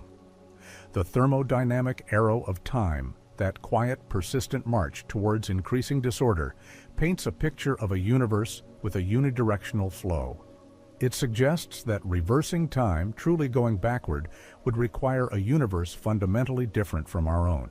But this perspective also leads us to a deeper, perhaps more unsettling philosophical question about the very nature of time itself.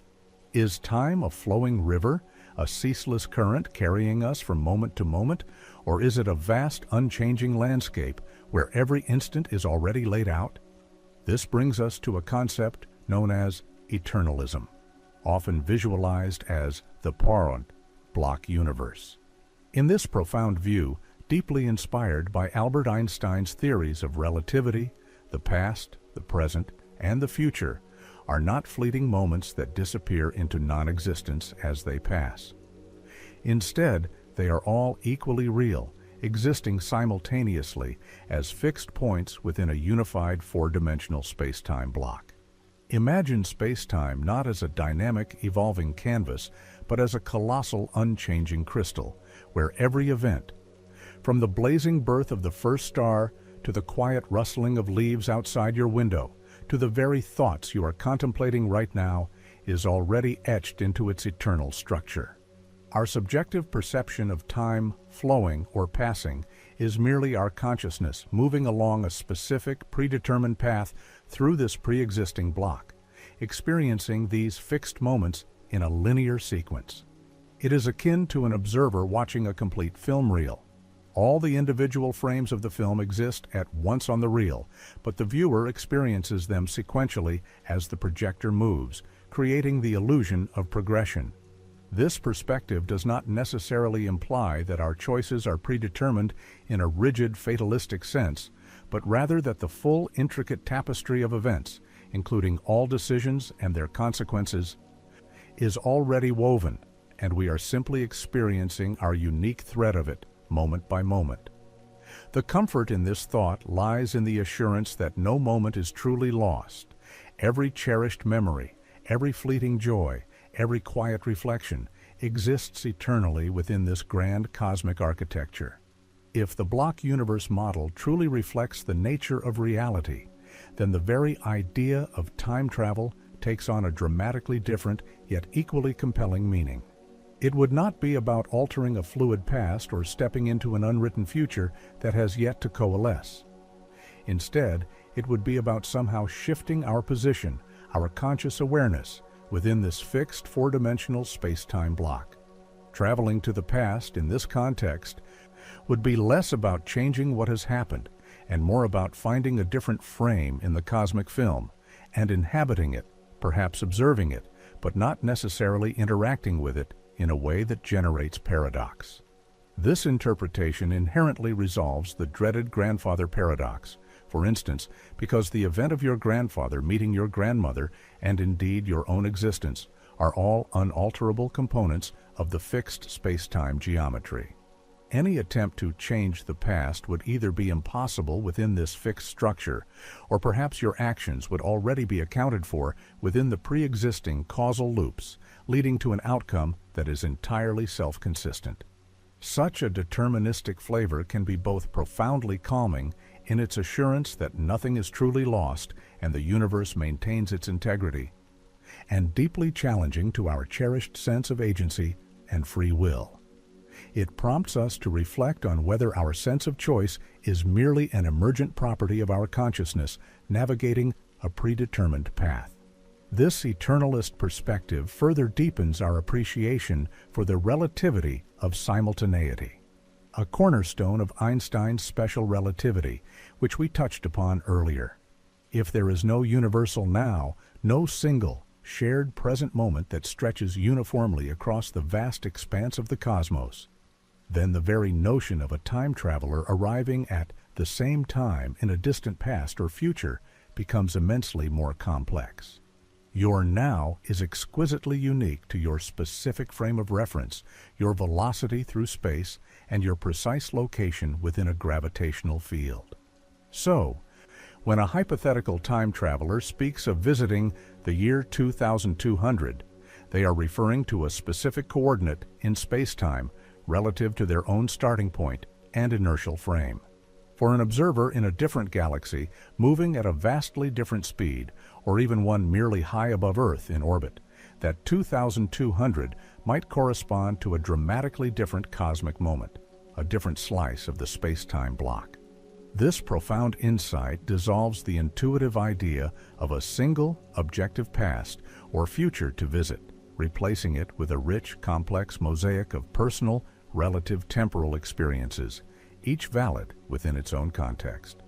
It encourages us to embrace the uniqueness of our own temporal thread rather than yearning for a universal, immutable clock. The practical implications of such a block universe, combined with the immense physical demands for manipulating space-time, lead us naturally to a compelling question, one that has quietly echoed through the minds of scientists and dreamers for generations. If time travel were truly possible, where are the time travelers? This is, in essence, the Fermi paradox of time travel, but applied to temporal journeys. Just as Enrico Fermi pondered the absence of extraterrestrial civilizations despite the vastness of the universe, we might ask why we see no verifiable evidence of visitors from our own future or past. Our recorded history, as we understand it, appears unblemished by any overt interference or unexpected guests arriving from another epoch. No future historians have materialized to prevent wars. No scientists from advanced eras have appeared to offer solutions to our most pressing global challenges. This profound silence, this apparent absence across all observable history, suggests several intriguing possibilities, each offering a different facet to the enigma of time travel, inviting a calm, deep contemplation. One explanation, perhaps the most straightforward and least dramatic, is simply that time travel, particularly backward time travel, is fundamentally impossible within the framework of our universe's established physics. The physical limitations we have touched upon, the need for exotic matter with its elusive negative energy, the astronomical energy requirements for stabilizing wormholes, or the precise manipulation of hypothetical cosmic strings, might represent inherent, unbreakable barriers. The very structure of space-time in its intricate design might simply not permit such radical departures from its causal order. The universe could be subtly, yet powerfully, preventing any violations of causality, a mechanism often referred to as chronology protection. This isn't necessarily an active, dramatic intervention, but rather an underlying principle that inherently ensures the coherence and logical consistency of space-time. Any attempt to construct a time machine might, for example, spontaneously destabilize, or the required exotic matter might prove utterly unattainable, remaining a physical impossibility rather than merely a technological hurdle.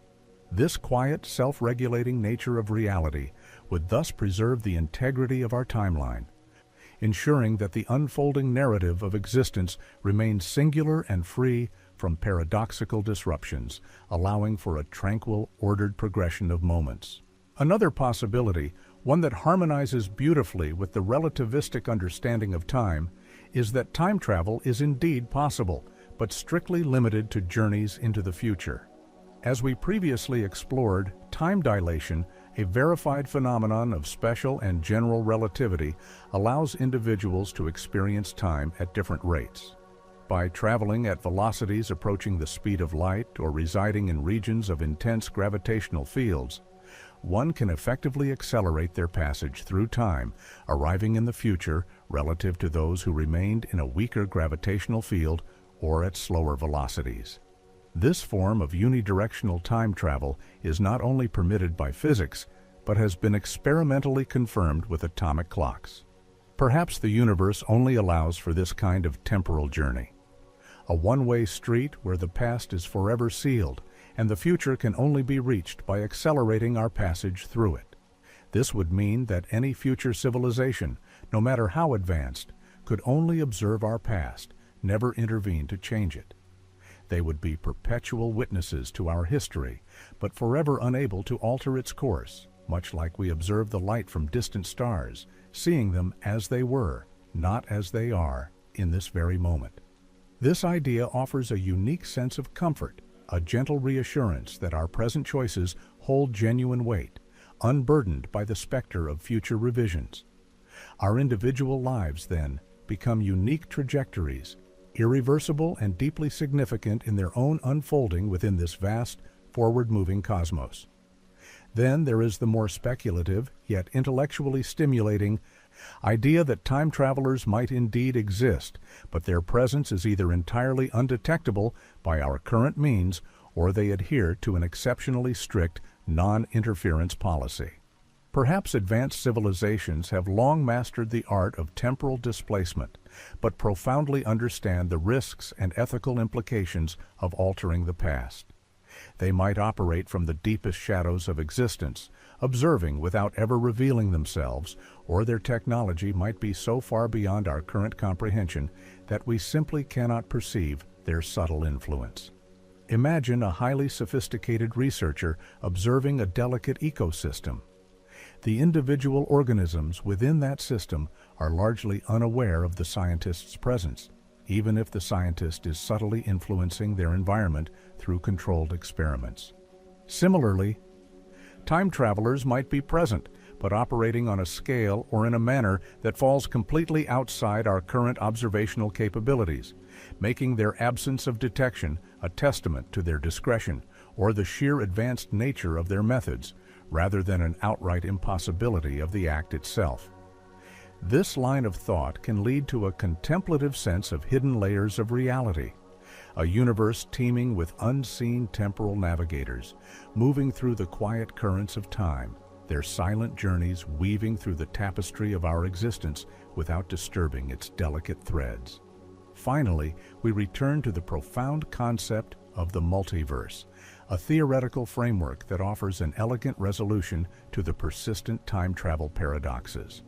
If, as the Pacquiao's many worlds interpretation of quantum mechanics suggests, every quantum decision or every significant event causes the universe to branch into multiple parallel realities, simply create a new, divergent branch. They would not be changing their original timeline, but rather stepping into a new, alternate reality where their actions have different consequences. In this unimaginably vast cosmic ensemble, every possible version of history, every potential future, already exists in some form. The time traveler would merely be choosing a different narrative path to explore, leaving their home universe untouched and entirely free from paradox. This means the time travelers we don't observe in our history might simply be in other histories, other branches of the cosmic tree, living out their stories in realms forever separated from our own. This notion can be both bewildering and profoundly liberating, suggesting an infinite expanse of possibilities where every what if is not just a thought, but a realized reality in some corner of existence. Our own reality then becomes one unique, cherished thread in an infinitely complex tapestry, a single, precious story among countless others, all unfolding within the grand, quiet symphony of the cosmos. These deep reflections on the nature of time and its potential journeys invite us to quiet our minds, to find serenity in the vast, elegant, and often mysterious laws that govern our universe and our place within its timeless, gentle embrace. The profound implications of the block universe model, where all moments exist eternally, resonate deeply with philosophical questions concerning free will. If every event, every choice, every future moment is already a fixed point in this four-dimensional crystal of space-time, then what becomes of our agency? Does our perception of making choices, of shaping our destiny, become merely an intricate illusion, a complex play acted out on a stage where the script is already complete? This is a question that challenges the very core of our human experience, yet it is a natural extension of the relativistic understanding of time. It suggests that while we experience a forward movement through moments, the entire journey, with all its branching paths and resolved outcomes in a potential multiverse, is already established. For many, this deterministic view can be unsettling, stripping away the perceived spontaneity of life. Yet, it can also be profoundly calming, offering a sense of cosmic order and the gentle reassurance that every experience, every whisper of existence, holds its permanent place within the grand, unchanging design of reality. Our personal narrative, with all its triumphs and quiet sorrows, is not ephemeral, but an enduring truth woven into the fabric of the cosmos. This contemplation leads us to the very edge of our current scientific understanding, to the frontier where the grand tapestry of general relativity, which describes the universe on large scales, meets the intricate probabilistic world of quantum mechanics, which governs the subatomic realm. These two pillars of modern physics, while immensely successful within their respective domains, remain fundamentally incompatible when attempting to describe phenomena at extreme scales, such as the interior of a black hole or the very first moments of the Big Bang. It is within this profound chasm, this unresolved tension between the very large and the very small, that the ultimate answers to the nature of time and the possibility of time travel might reside. A complete theory of quantum gravity. A unified framework that seamlessly integrates these two disparate understandings is one of the most sought-after goals in theoretical physics. Such a theory, if ever discovered, could revolutionize our perception of space-time, revealing new, unexpected properties that might either definitively close the door on time travel or, conversely, unveil hitherto unimagined pathways. Perhaps at the Planck scale, the infinitesimal building blocks of space-time, the smooth, continuous fabric we perceive on macroscopic scales, gives way to a turbulent, frothy quantum foam, a realm where space-time itself is constantly fluctuating, bubbling into existence and vanishing. Within this chaotic yet fundamental domain, concepts like before and after might lose their conventional meaning, or new exotic geometries might naturally arise that could, in principle, allow for shortcuts through time without the need for artificially constructed wormholes or cosmic strings. However, these are highly speculative realms, far beyond our current observational capabilities. The energies required to probe such scales are so immense that they are currently unattainable, rendering direct experimentation impossible. Scientists like Carlo Rovelli, a proponent of loop quantum gravity, explore how time itself might be an emergent property rather than a fundamental one, only appearing coherent on larger scales. This perspective suggests that, at the deepest level, the universe might not even possess a universal time, making our linear experience a local phenomenon, a quiet rhythm within a timeless quantum dance. The very act of observation, a crucial element in quantum mechanics, also adds another layer of complexity to the time travel conundrum. If, as some interpretations suggest, reality does not fully coalesce until it is observed, what then are the implications for a time traveler witnessing a past event? Would their observation solidify a particular outcome, potentially altering the very history they intended to merely observe? Or would the act of observation itself cause a branching of realities, as suggested by the many worlds interpretation, where the observer merely steps into a reality consistent with their observation, leaving the original timeline undisturbed? These are not easily answered questions, and they highlight the deep philosophical interplay between consciousness, observation, and the fabric of space-time. The role of the observer in shaping reality, even in the most subtle quantum ways, adds a layer of profound mystery to the already intricate puzzle of temporal navigation. Consider the notion of information and its conservation. In physics, information is widely believed to be a fundamental and conserved quantity. It cannot be truly destroyed, only scrambled or transformed. If a time traveler were to alter the past, thereby erasing certain information or creating new, unoriginated information, as in the bootstrap paradox, it would seem to violate this fundamental principle of information conservation. This suggests that any theoretical model of time travel must inherently reconcile itself with this principle, either by proposing a mechanism that preserves information across temporal shifts, or by embracing a multiverse interpretation where information is conserved within each branching reality. The universe, in its quiet adherence to these fundamental laws, might be subtly guiding all potential temporal pathways, ensuring that the delicate balance of information is always maintained, even if we do not yet fully grasp the intricate mechanisms at play. Ultimately, the possibility of time travel remains a captivating blend of rigorous physics and profound speculation.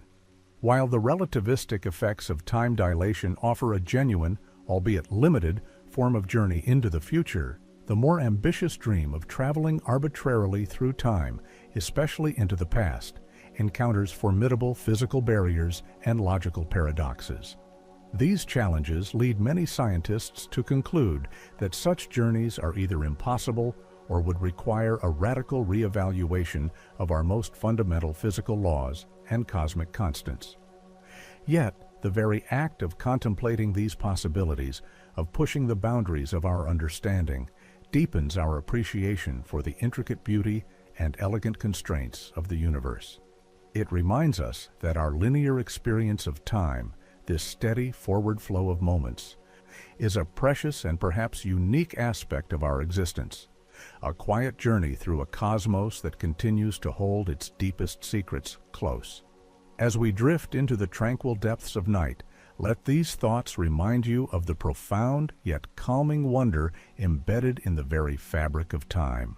If we embrace the block universe model where all moments are fixed, then the question of free will transforms.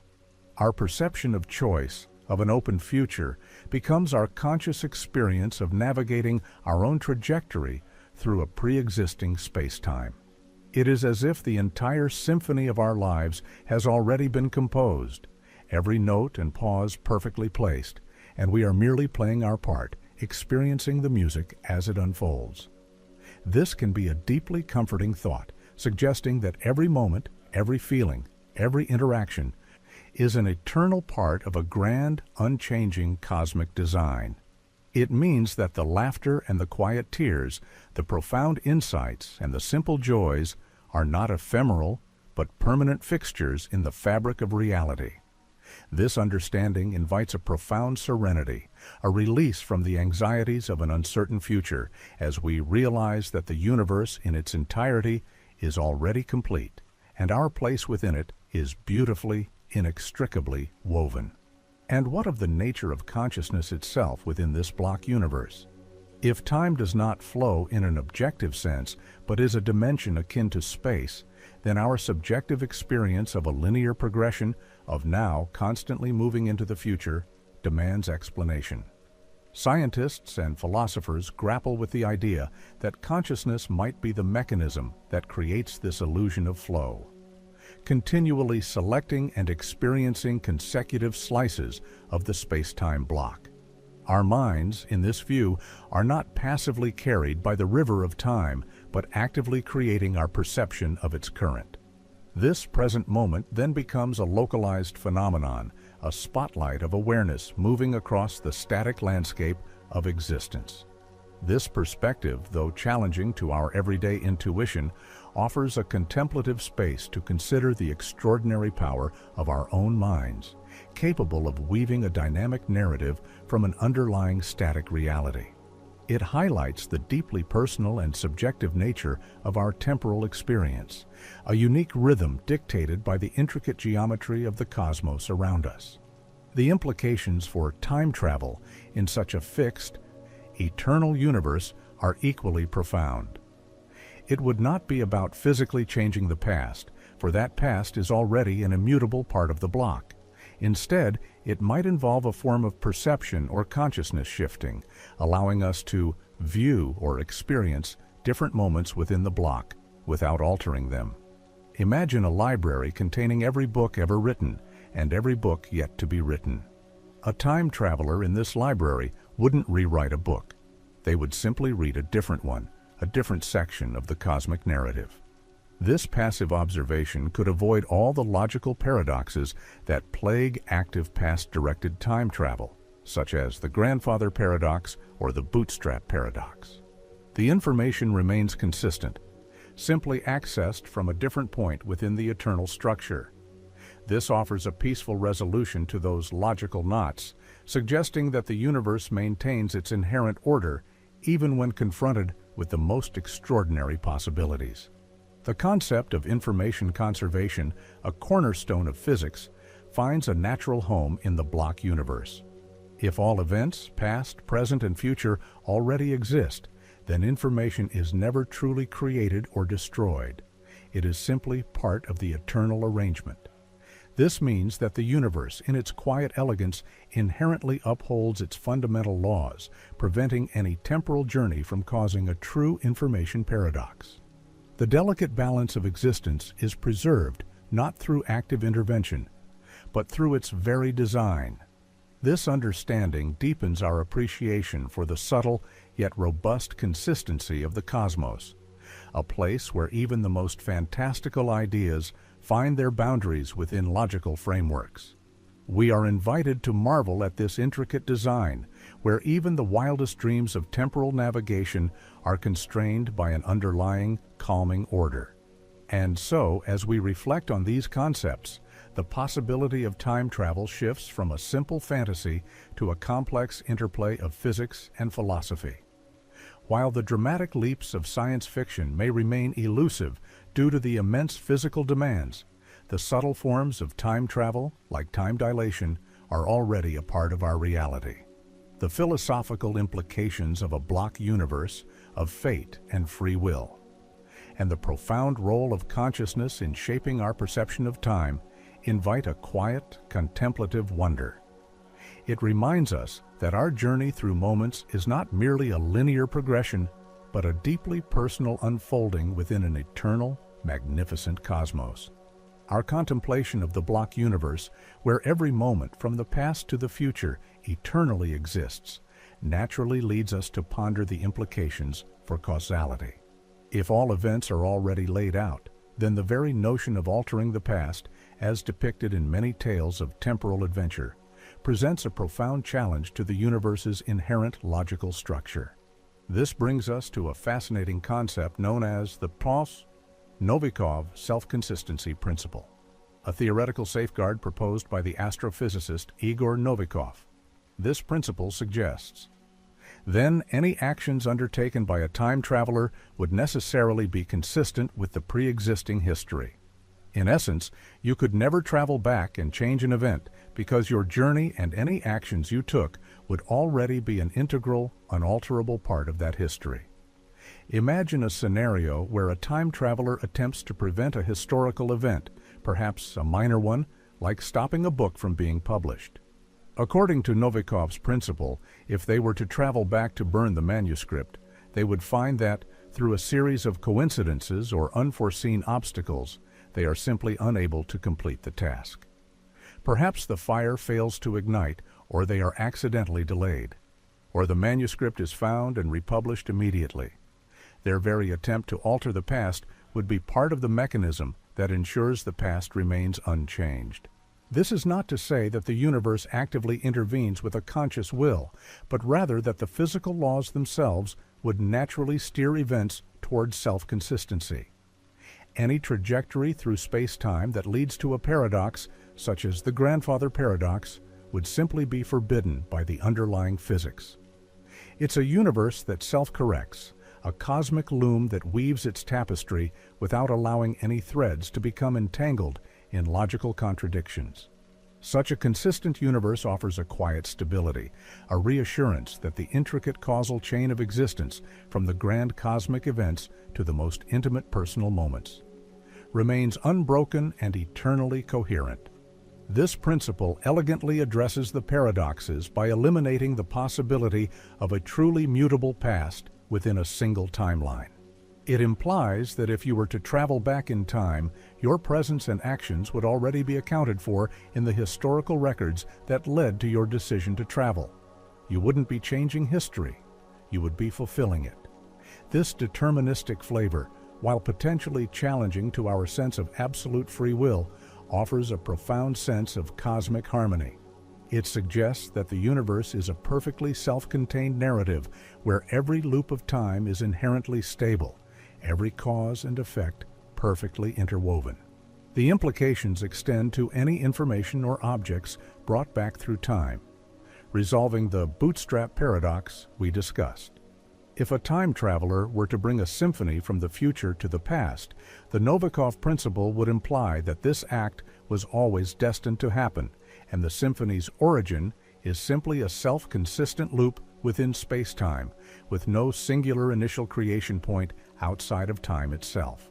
This is a universe that always makes sense, even in its most fantastical possibilities, fostering a deep, calming sense of order. However, the Novikov self-consistency principle does not explicitly forbid all forms of time travel. It primarily constrains backward time travel to ensure that no paradoxes arise. It leaves open the possibility of journeying into the future, as demonstrated by time dilation, or even observing the past without intervention. The challenge with actively testing this principle is, of course, the inherent difficulty of creating closed time-like curves in the first place, as these require conditions of extreme energy or exotic matter that are currently beyond our technological reach. Nevertheless, the principle provides a compelling theoretical framework for how a universe with time travel might function without devolving into chaos. It paints a picture of a subtly intelligent cosmos, where its fundamental laws are robust enough to accommodate temporal journeys while simultaneously preserving its own logical integrity. This quiet resilience of the universe, its ability to maintain coherence amidst complex possibilities, is a deeply comforting thought, inviting a peaceful acceptance of its intricate design. The absence of observable time travelers, our Fermi paradox of temporal journeys, finds a strong, calming explanation within the framework of the Novikov self-consistency principle. If all attempts to create paradoxes are inherently self-correcting or impossible, then we wouldn't expect to see visitors from the future altering history. Their non-interference would not be a matter of ethical choice, but a consequence of fundamental physics. This removes the dramatic tension of a timeline constantly at risk of being rewritten, replacing it with the serene understanding that the past is, and always has been, inviolable. Any future civilization that discovers the means for time travel would simply find themselves operating within these same self-consistent constraints. Their actions always part of the history they seek to navigate, never truly changing it. This perspective minimizes anxiety about a fragile past, allowing us to rest in the knowledge that the grand narrative of the universe is robust and consistent, its story unfolding with an unwavering, gentle certainty. Yet, this still leaves room for the philosophical consideration of multiple timelines, or the multiverse, as an alternative resolution to paradoxes. In the many worlds interpretation, a time traveler could alter events, but only by branching off into a new universe. The Novikov principle, however, is generally applied within a single, consistent timeline. The question then becomes, which interpretation of reality is truly accurate? Is our universe a singular, self-consistent block? Or is it one of an infinite number of branching realities? While physics currently lacks the definitive evidence to choose between these profound cosmological models, both offer a way to conceptualize time travel without succumbing to logical absurdity. Both, in their own way, provide a sense of expansive, intricate order, whether through a single, perfectly woven tapestry of events or an endlessly branching garden of divergent histories. These are the quiet mysteries that remain, inviting us to ponder the fundamental nature of existence and our place within its grand, elegant design. Our journey through time, then, is not just a physical one, but a philosophical one, a continuous exploration of the universe's deepest, most calming truths. As we bring our journey through the intricate landscape of time travel to a gentle close, we find ourselves standing at the crossroads of scientific possibility and profound philosophical contemplation. The relativistic bending of space-time offers a genuine, albeit limited, passage into the future, a subtle dance of clocks ticking at different rates across the cosmos. Yet, the grander dream of arbitrary temporal navigation, especially into the past, remains guarded by formidable physical barriers. The elusive exotic matter, the astronomical energy demands, and the inherent logical constraints of paradoxes like the grandfather and bootstrap loops. Whether our universe is a singular, self-correcting tapestry, as suggested by the Novikov self-consistency principle, or one thread within an infinite, branching multiverse where every possibility unfolds, the enduring mystery of time itself invites a deep and calming reflection. We are, each of us, on a unique journey through moments, our personal timelines woven into the grand, elegant fabric of space-time. The absence of overt time travelers in our history might simply be the universe's quiet way of preserving its coherent narrative, ensuring that the delicate balance of causality remains undisturbed. This contemplation of time's immense possibilities and its profound limitations serves to deepen our appreciation for the present moment, this precious sliver of existence where consciousness can ponder such grand designs. It reminds us that even without the ability to leap through centuries, the universe around us, and indeed within us, holds wonders far beyond our immediate grasp. The very act of asking these questions, of reaching for understanding, connects us to the timeless dance of the cosmos, making us an integral part of its unfolding story. May these deep thoughts about the paradoxes and physical limitations of time travel carry you into a world of tranquil sleep. Remember that the universe is amazing, and you are a part of its enduring mystery. Fall asleep with this feeling of serenity and endless knowledge. Good night. The very notion of time often feels inherently simple, undeniably straightforward. We experience it as a constant, unidirectional flow, a river carrying us irrevocably from the past, through the present, and into the future. Each moment gives way to the next, never to return. Memories are of what has been, plans are for what is yet to come. This arrow of time, this undeniable progression, shapes every aspect of our existence, from the simplest act of breathing to the grand cycles of life and death. Yet, when we delve into the fundamental laws of physics that govern the universe at its most basic level, a curious discrepancy emerges. Consider for a moment the elegance of these foundational equations: Newton's laws describing the dance of celestial bodies, Maxwell's principles illuminating the behavior of light and electricity, or the enigmatic Schrödinger equation that governs the quantum realm. For the most part, these profound statements of reality are what we call time-symmetric. This means that if you were to capture a sequence of events, say, two atoms interacting, or a planet orbiting its star, and then play that recording backward, the reversed events would still conform perfectly to the underlying physical laws. The equations themselves hold true, whether time is moving forward or backward. Imagine a perfectly smooth, frictionless billiard table.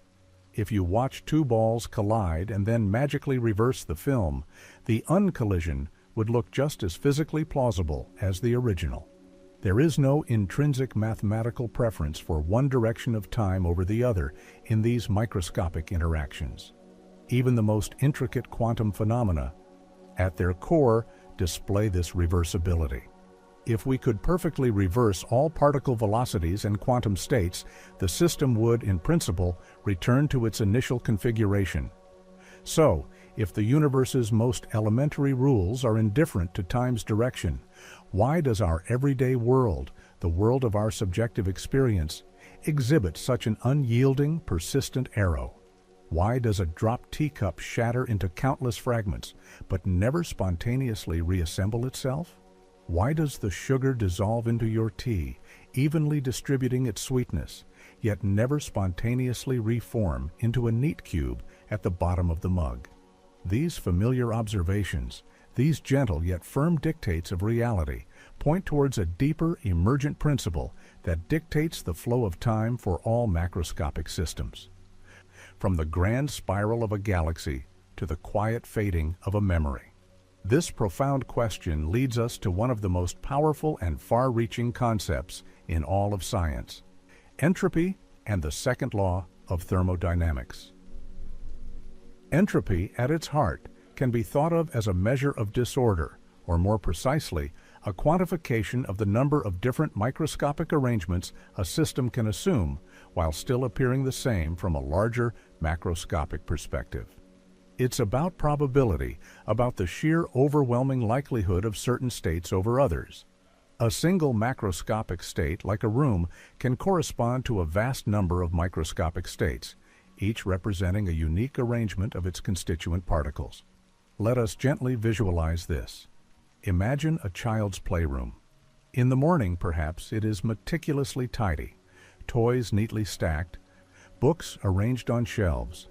There is only one way for it to be in that specific, highly ordered state, representing a very low entropy. Now, as the day progresses, with play and activity, the room naturally tends towards a state of disarray. Toys are scattered, books lie open on the floor. There are an astronomical number of ways for the room to be messy, far, far more than there are ordered configurations. The messy state, therefore, has much higher entropy. This natural progression from order to disorder is not a result of some active force pushing things into chaos, but rather a statistical inevitability. There are simply vastly more ways for things to be disordered than ordered. Consider a gas released into an empty chamber. It will always spread out to fill the volume. Why? Because there are infinitely more ways for the gas molecules to be distributed throughout the entire chamber than there are for them to remain clustered in one corner. This insight was largely championed by the brilliant Austrian physicist Ludwig Boltzmann in the late 19th century. He showed that entropy is deeply connected to probability, formalized in his famous equation engraved on his tombstone. A system naturally evolves from states of lower probability, high order, to states of higher probability, disorder, because there are simply more of those disordered states available. The second law of thermodynamics then formalizes this observation, stating that the total entropy of an isolated system can only increase over time or remain constant in ideal, perfectly reversible processes. Crucially, it never decreases. This law is not about individual particles or fundamental forces. It is a statistical law that emerges from the collective behavior of countless particles, a grand statistical sweep that defines the march of time. The universe, in its grand dance, always seeks out the most probable configuration. When the teacup shatters, it moves from a low entropy, highly organized state to a high entropy, disordered state. The reverse, while not strictly forbidden by the fundamental laws governing its atoms, is overwhelmingly improbable. The sheer number of ways for the pieces to be scattered is astronomically larger than the single, precise way they could spontaneously reassemble themselves into a perfect cup. It is not that it is truly impossible for the pieces to fly back together. It is simply that such an event is so incredibly unlikely that we never, in the vastness of our human experience, observe it. This constant, inexorable drive towards increasing entropy provides the most widely accepted explanation for the arrow of time. Time, in a profound sense, flows in the direction of increasing disorder. It is the cosmic odometer for change. This principle extends far beyond broken teacups and dissolving sugar. It defines the cosmic arrow of time itself. For the second law to hold universally, the universe must have started in a state of remarkably low entropy, a highly ordered and compact configuration of energy and matter, as described by the Big Bang Theory. Imagine the early universe, some 13.8 billion years ago, as an incredibly hot, dense, and remarkably uniform soup of particles. This initial uniformity, this smooth distribution of energy, might seem disordered at first glance. However, in a gravitational sense, a perfectly uniform distribution of matter represents a very low entropy state. Why? Because gravity, left to its own devices, tends to clump things together, forming stars, galaxies, and clusters. This clumping, this formation of complex structures, is a process of releasing gravitational potential energy and radiating it away, thereby increasing the overall entropy of the system, even as local pockets of order emerge. From that initial pristine state, the cosmos has been expanding and evolving, constantly increasing its entropy. Stars ignite, fusing lighter elements into heavier ones, radiating vast amounts of energy into the cold void of space, a process that generates immense entropy. Galaxies merge, black holes grow, absorbing information and further increasing the disorder of their surroundings.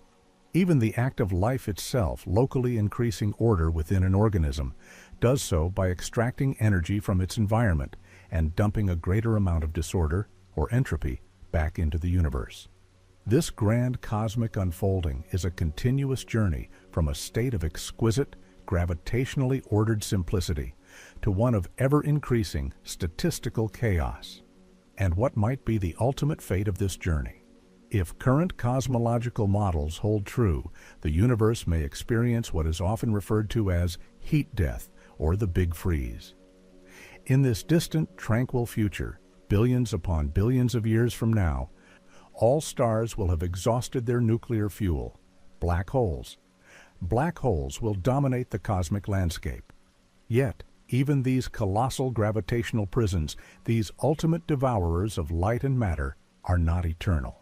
Stephen Hawking, the brilliant physicist, brought forth the revolutionary idea that black holes are not truly black, but slowly, imperceptibly radiate energy away through a phenomenon now known as Hawking radiation. Imagine, if you will, the event horizon of a black hole, not as an absolute impenetrable wall, but as a boundary where quantum fluctuations can, over timescales so vast they defy human comprehension, allow particles to escape. These particles carry away a minuscule amount of the black hole's mass and energy, slowly causing it to shrink. This process is extraordinarily slow. A black hole with the mass of our Sun would take an almost unimaginable 10 to the power of 67 years to evaporate completely. A supermassive black hole found at the heart of galaxies could take 10 to the power of 100 years. These numbers stretch the very limits of our imagination, painting a picture of a universe that will exist for an incomprehensibly long time after the last star has faded. But the key is that they do evaporate. They gently, gradually dissipate their entire contents back into the universe as a stream of photons and other fundamental particles.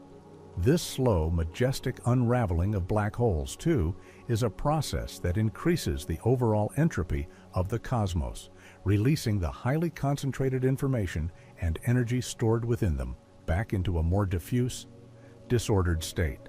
It is a testament to the universe's persistent inclination towards equilibrium, even in its most extreme manifestations. Beyond the eventual evaporation of black holes, there is another theoretical, yet equally profound process that contributes to the universe's march towards maximum entropy: proton decay. While not yet observed and still a subject of active research and speculation within particle physics, some grand unified theories suggest that even protons, the seemingly stable building blocks of all atomic nuclei, might not be truly eternal. They could, over timescales far exceeding the current age of the universe, spontaneously decay into lighter particles, such as positrons and neutral pions. If proton decay were to occur, it would mean that all ordinary matter, the very stuff of stars, planets, and even ourselves, would eventually dissolve. Imagine the slow, silent dissolution of a mountain, not by erosion or force, but by the intrinsic instability of its constituent particles. The rocks, the soil, the air, everything would subtly, almost imperceptibly, degrade into a thin, cold fog of fundamental particles. In such a universe, after all stars have died, all black holes have evaporated, and all protons have decayed. What remains? A vast, cold, empty expanse, populated only by a few widely scattered photons, electrons, and neutrinos, drifting ever further apart. There would be no more energy gradients, no more temperature differences, no more complex structures. The universe would have reached a state of thermal equilibrium where entropy has been maximized. This is the heat death in its most complete sense, a state of ultimate, unchanging stillness. In this final tranquil void, where no further processes can occur, where no information can be exchanged or work performed, the arrow of time as we understand it would cease to have any discernible meaning. It would be a universe without events, a canvas without strokes, a story without progression. This journey from the incredibly low entropy state of the early universe to this ultimate high entropy cosmic void is the very engine that gives time its direction.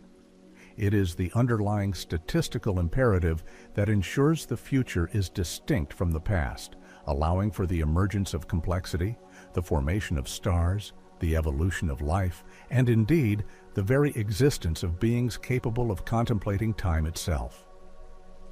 Our own lives, our thoughts, our memories are all fleeting patterns of order, temporarily resisting the universal tendency towards disorder, drawing energy from our surroundings to maintain our complex structures, and in doing so, contributing to the overall increase in cosmic entropy.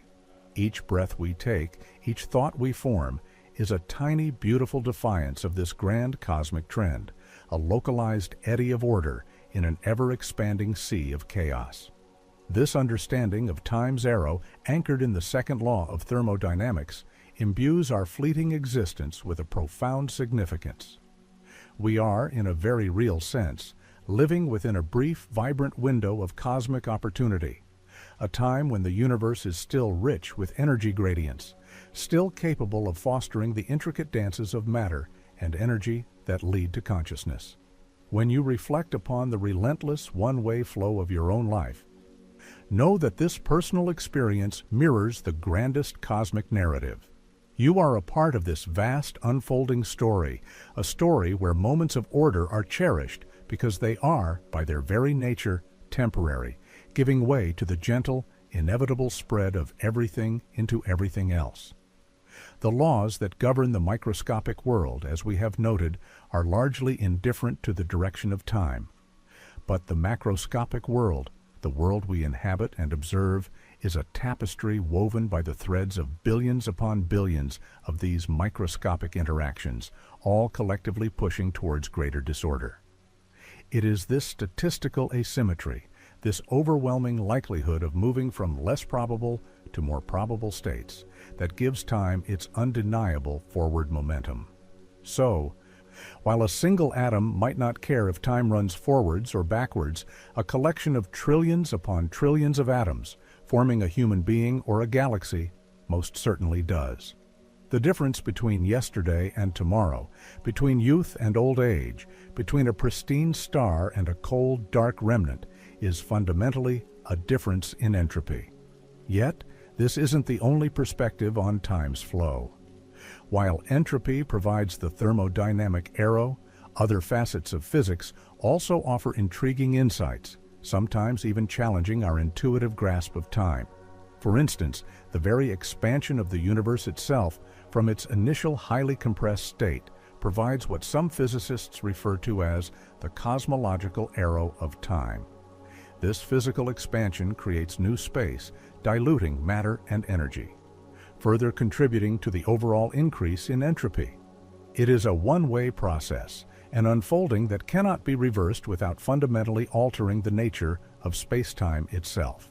The universe does not contract back into a big crunch, at least not according to current observations of accelerating expansion. So, the cosmic expansion offers another powerful, almost poetic reason for time's forward march. And as we consider these grand, sweeping movements of the cosmos, we might also gently turn our attention to how gravity, in its silent, pervasive way, shapes the very fabric of time, creating subtle, yet measurable differences in its passage. Our intuitive understanding of time tells us it is a universal, unyielding constant, ticking uniformly for everyone, everywhere. Yet, the profound insights of Albert Einstein's theories of relativity reveal a much more intricate and personal reality. Time is not absolute. It is, in fact, woven into the very structure of space-time, and its flow can stretch, bend, and even differ depending on your motion and your proximity to massive objects. This concept is often referred to as the relativity of simultaneity, a notion that profoundly challenges our everyday experience. Imagine for a moment two observers, one standing quietly on Earth and another, perhaps, traveling at an incredible speed through the vastness of space, close to the speed of light. If both observers carry identical, perfectly synchronized atomic clocks, what they would eventually discover upon reuniting is that their clocks no longer agree. The clock of the traveler, the one moving at high velocity, would have ticked fewer times. Time for that individual would have genuinely passed more slowly. This phenomenon, known as time dilation, is not a trick of perception or a malfunction of the clock. It is a fundamental property of how time itself behaves in the universe. It implies that there is no singular universal now that all observers can agree upon. Your present moment is inherently personal, a unique slice of space-time defined by your own frame of reference. This idea extends further when we consider gravity. According to Einstein's general theory of relativity, massive objects, like planets and stars, warp the fabric of space-time around them. Think of a heavy ball resting on a stretched rubber sheet, creating a dip. This dip represents the curvature of space-time caused by mass. And just as space is curved, so too is time affected. The closer you are to a massive object, the stronger the gravitational field, and the slower time tends to pass. This is gravitational time dilation. It means that a clock at sea level ticks ever so slightly slower than a clock positioned high atop a mountain. The difference is minuscule, measured in nanoseconds, but it is real and it is measurable. This is not merely a theoretical curiosity. It has tangible implications for technologies we rely upon daily. Global Positioning System, or GPS, satellites, for instance, orbit high above the Earth, where gravity is slightly weaker, causing their clocks to run faster than clocks on the ground. Simultaneously, their high orbital speed causes their clocks to run slower due to special relativistic time dilation. Engineers must meticulously account for both these effects, applying precise corrections to the satellite's internal clocks. Without these constant adjustments, the accumulated discrepancies would quickly lead to significant errors, causing your GPS device to drift by kilometers each day, making navigation impossible.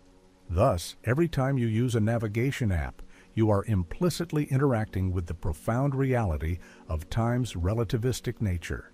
This means that every person, right now, is aging at a slightly different rate.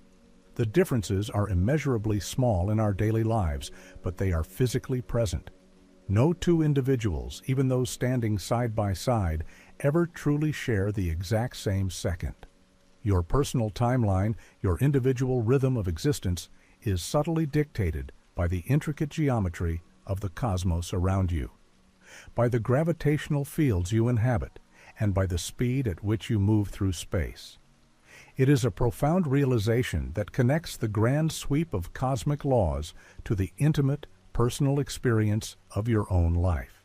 You are, in a very literal sense, living in your own unique slice of space-time, a testament to the universe's boundless complexity. This leads us to a fascinating, albeit somewhat unsettling, conceptual model of the universe known as the block universe, or eternalism. If time is a dimension, much like the three spatial dimensions, and if past, present, and future are all relative to an observer's motion and gravitational environment, then perhaps all moments of time exist simultaneously. In this view, the universe is not a dynamic entity flowing from one state to the next, but rather a static, four-dimensional block. A complete and unchanging tapestry where every event, from the Big Bang to the ultimate heat death, is already woven into its fabric. Your birth, your present moment, and your eventual passing are not discrete events that happen in sequence, but rather fixed points, coordinates within this eternal block. This perspective challenges our deeply ingrained intuition that the past is gone, the future is yet to be determined, and only the present is real. Instead, it suggests that all moments are equally real, equally existent within this grand cosmic structure. Time, then, does not flow. Rather, we, as conscious observers, simply experience it sequentially, moving along our unique world lines through this pre-existing four-dimensional landscape. Our memories are not merely fading echoes of past events, but rather our awareness accessing information stored at earlier coordinates within the block. And our plans for the future are not acts of creation in an open timeline, but rather a navigation through what is, in some sense, already there. Such an idea can evoke a sense of profound wonder, perhaps even a gentle unease. If the future is already laid out, what then of free will? These are questions that extend beyond the realm of pure physics and into the philosophical depths of existence. However, from a purely physical standpoint, the block universe model offers a coherent way to reconcile the relativity of time with our observations of the cosmos. It suggests that our subjective experience of time's arrow, while undeniable and central to our consciousness, might be an emergent phenomenon, a product of our biological and cognitive processes interacting with a deeper, more fundamental reality, where time is a spatial dimension. The implications of this understanding are vast. It invites us to ponder the nature of existence itself. Are we simply transient patterns, momentarily aware as we trace a path through an already complete universe? Or does our consciousness, our very act of observing, play a more active role in actualizing the present from the myriad possibilities of the block?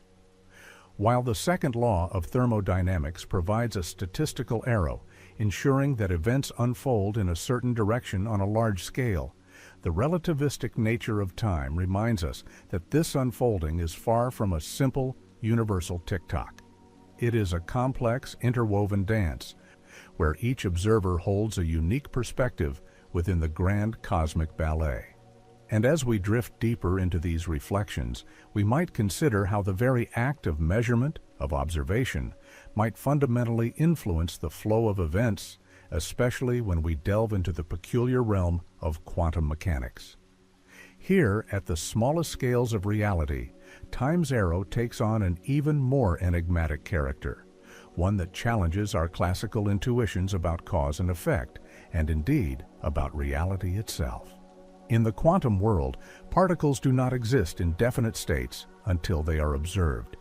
Instead, they inhabit a realm of possibilities, a superposition of all potential states at once. An electron, for example, might be spinning both clockwise and counterclockwise or be in multiple locations simultaneously, until a measurement forces it to choose a single, definite outcome. This sudden transition from a blurred spectrum of possibilities to a single, concrete reality is known as the collapse of the wave function. It is a profoundly irreversible process, and it is here that many physicists find another distinct arrow of time, the quantum arrow. The intriguing aspect of this collapse is that it always moves in one direction. Once a quantum system has been measured, its wave function has collapsed, and a specific outcome has been realized. There is no known process that can perfectly reverse this collapse and return the system to its prior state of superposition. The information about the chosen outcome has, in a sense, been recorded and spread into the environment, making a return to the original indeterminate state overwhelmingly improbable. This irreversible act of measurement is a fundamental feature of quantum reality, dictating a forward progression from potentiality to actuality. This concept brings us to the fascinating phenomenon of decoherence, a crucial bridge between the strange quantum world and our familiar classical reality. Imagine a single quantum particle in superposition, like a tiny bell ringing in many tones at once. As soon as this particle interacts with its environment, even with just a few stray photons or air molecules, it effectively gets measured by that environment. These interactions cause the quantum information of the particle to become entangled with the vast number of degrees of freedom in its surroundings. The delicate quantum coherence, the ability to exist in multiple states, is rapidly lost, and the system appears to decohere into a definite classical state. Decoherence is not a mysterious force, but a consequence of the universal tendency towards increasing entropy. When a quantum system interacts with its environment, it essentially shares its quantum information, spreading it out into the vast, complex state of the surroundings. This dispersal of information is an irreversible process, akin to a drop of ink diffusing into water. Once the ink molecules have mixed with the water molecules, it is practically impossible for them to spontaneously gather back into a single, compact drop. Similarly, once a quantum state has decohered, the information about its superposition has become so thoroughly entangled with the environment that it cannot be retrieved or reversed. The system has effectively chosen a definite path, and that choice is written into the fabric of the universe in a way that aligns with the ever-increasing entropy. So, the quantum arrow of time driven by decoherence is intimately linked to the thermodynamic arrow. Every act of measurement, every interaction that causes a quantum system to settle into a definite state, contributes to the overall increase in the universe's entropy. Our very existence as macroscopic beings, constantly interacting with our environment, means that we are constantly causing quantum systems to decohere. Our ability to perceive a stable, definite reality is a direct consequence of these irreversible quantum processes.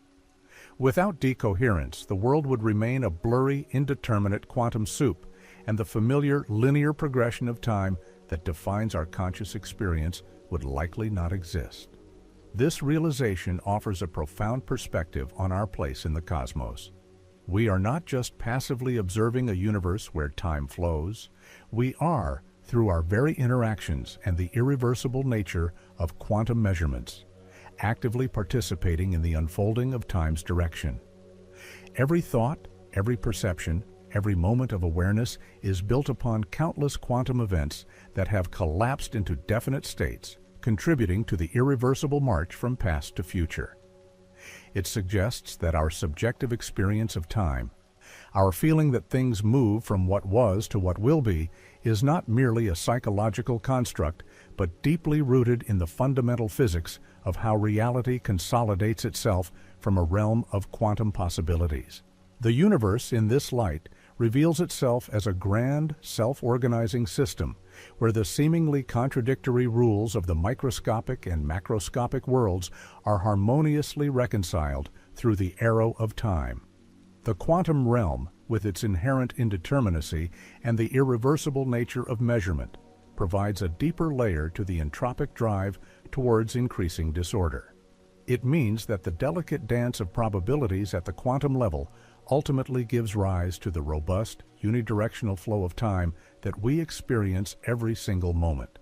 And as we contemplate this intricate connection between the smallest constituents of reality and the grand sweep of cosmic time, we are reminded that our understanding of this fundamental dimension is still evolving, still revealing new layers of complexity.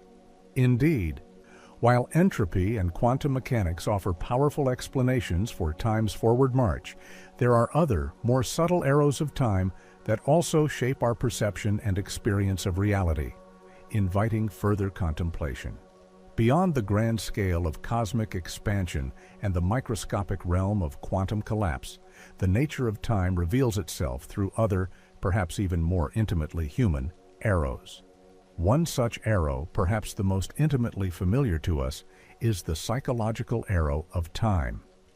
This is the arrow rooted in our subjective experience, in the very structure of our consciousness. We remember the past with vivid detail, often recalling events, emotions, and sensations with remarkable clarity. Yet, we have no such direct access to the future. We can anticipate, we can plan, We can predict based on patterns and probabilities. But we cannot remember tomorrow's events in the same way we remember yesterday's. This asymmetry in our mental landscape is a powerful testament to time's unidirectional passage. Our very capacity for memory, this ability to store and retrieve information about past states, is itself a process deeply intertwined with the thermodynamic arrow. To form a memory, the brain undergoes complex physical and chemical changes, altering synaptic connections and neuronal pathways. These changes require energy, and in accordance with the second law, they inevitably lead to an increase in the overall entropy of the system. The act of recording information, of creating a distinct state that represents a past event, is an irreversible process. Just as a physical record, like a photograph or a written note, involves a change in the physical world that cannot be perfectly undone without expending more energy and creating even more disorder elsewhere. So too does the biological act of remembering leave its indelible entropic mark. Our brains are, in essence, intricate information processing machines, constantly building and maintaining a model of the world, and this construction is inherently time-asymmetric. Consider the simple act of learning a new skill. Before you master it, your neural networks are in a less organized, higher entropy state regarding that particular skill. As you practice, your brain forms new connections, strengthens existing ones, and streamlines pathways, moving to a more ordered, lower entropy state for that specific skill. However, this local decrease in entropy is always offset by a greater increase in entropy in the form of dissipated heat and other metabolic byproducts elsewhere in your body and its environment. Thus, the very foundation of our mental life, our ability to learn, to grow, to form narratives of our existence, is irrevocably tied to this fundamental entropic drive. We build our understanding of the world, and indeed our sense of self, by continuously ordering the chaotic influx of sensory data, carving out meaning from the raw flow of experience, always moving forward. This brings us to another crucial facet of time's direction, the causal arrow. This principle states that effects always follow their causes. A ball hitting a window causes the glass to shatter. The shattering does not cause the ball to hit the window. This sequence is so deeply ingrained in our understanding of the universe that it feels almost tautological. Yet, if the fundamental laws of physics were truly time-symmetric, one might, in principle, imagine a scenario where the shattered glass spontaneously reassembles, launching a ball backward from the window. The equations themselves, at a microscopic level, might allow for such a reversal. But in our macroscopic reality, such an event is never observed. The causal arrow, therefore, appears to be a macroscopic emergent property, just like the thermodynamic arrow. The causal arrow is not independent of the others. It is intimately connected. The reason effects follow causes is largely because of the increase in entropy. A cause often involves a localized, lower entropy event that then propagates outwards, leading to a more diffuse, higher entropy outcome. The shattering glass, for instance, represents a rapid increase in disorder from the ordered structure of the intact window. Reversing this process would require a spontaneous decrease in entropy, which is overwhelmingly improbable. The very notion of an event, of something happening, implies a transition from one state to another, and these transitions are overwhelmingly biased towards increasing disorder. Thus, the causal chain of events, from the smallest flickers of quantum activity to the grand cosmic collisions, all align with the flow of time dictated by entropy. Physicists often ponder whether these arrows are truly distinct or merely different manifestations of the same underlying principle. Many believe that the thermodynamic arrow, rooted in the universe's initial low entropy state and its subsequent expansion and increase in disorder, is the most fundamental. The psychological arrow of memory and the causal arrow of cause and effect would then emerge from this thermodynamic asymmetry.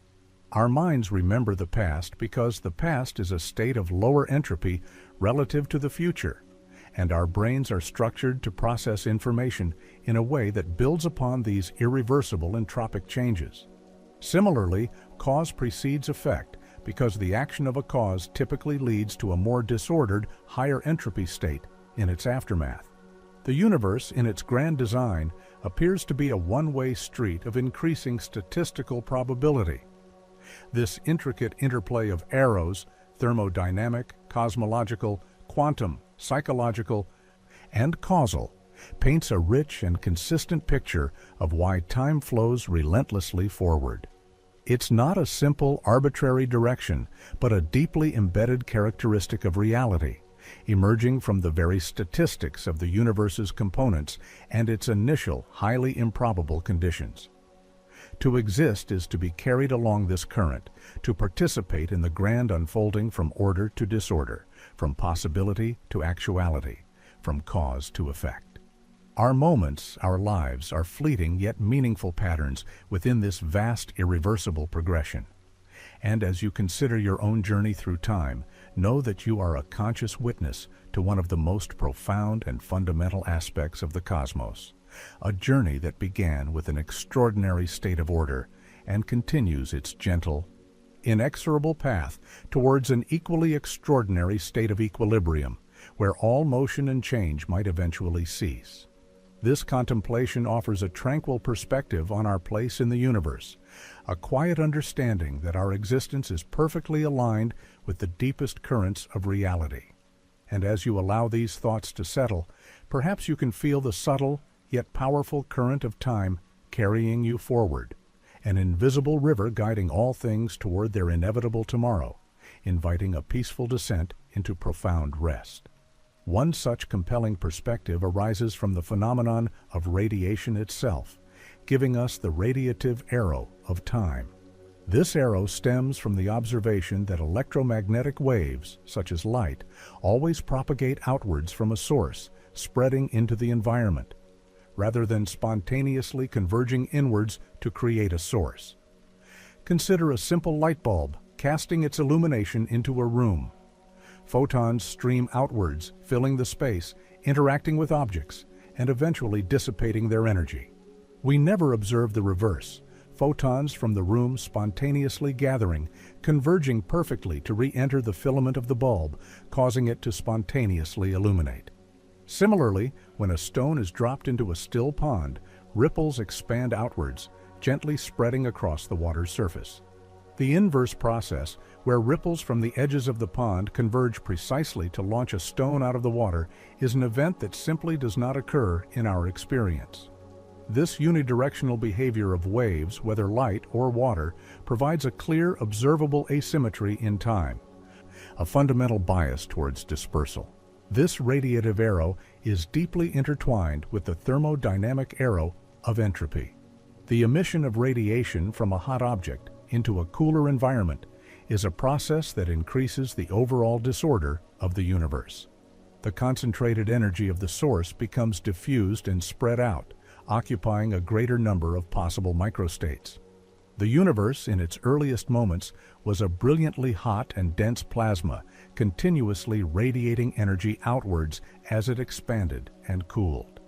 This relic radiation, observable today as the cosmic microwave background, is a gentle, pervasive hum of photons that have been traveling across the vastness of space for some 13.8 billion years. These photons, once intimately connected to the hot, dense early universe, are now spread thinly across the cosmos, carrying with them the imprint of that primordial epoch. Their outward journey, their ceaseless expansion into ever larger volumes of space, is a grand cosmic example of the radiative arrow, a process of irreversible dispersal that further cements the direction of time. The universe, in a sense, is still cooling down from its fiery birth, and this cooling is an outward, irreversible flow of radiant energy.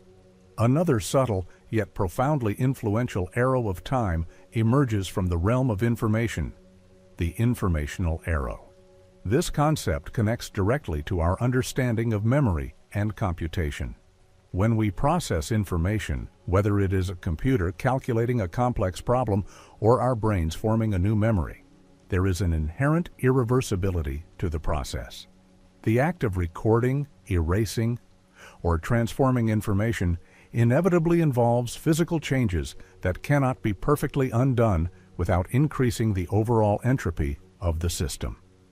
This insight was famously articulated by Rolf Landauer in the 1960s, who proposed what is now known as Landauer's principle. This principle states that erasing one bit of information, the fundamental unit of digital data, necessarily dissipates a minimum amount of heat into the environment, thereby increasing entropy. It is a profound link between the abstract world of information and the physical laws of thermodynamics.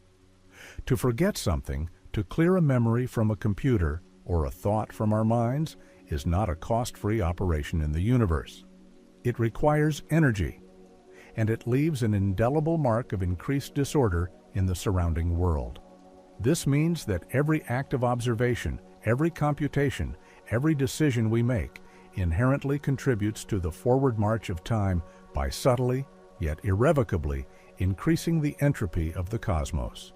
Imagine a pristine sheet of paper, writing a message on it, then erasing it, and then writing another message.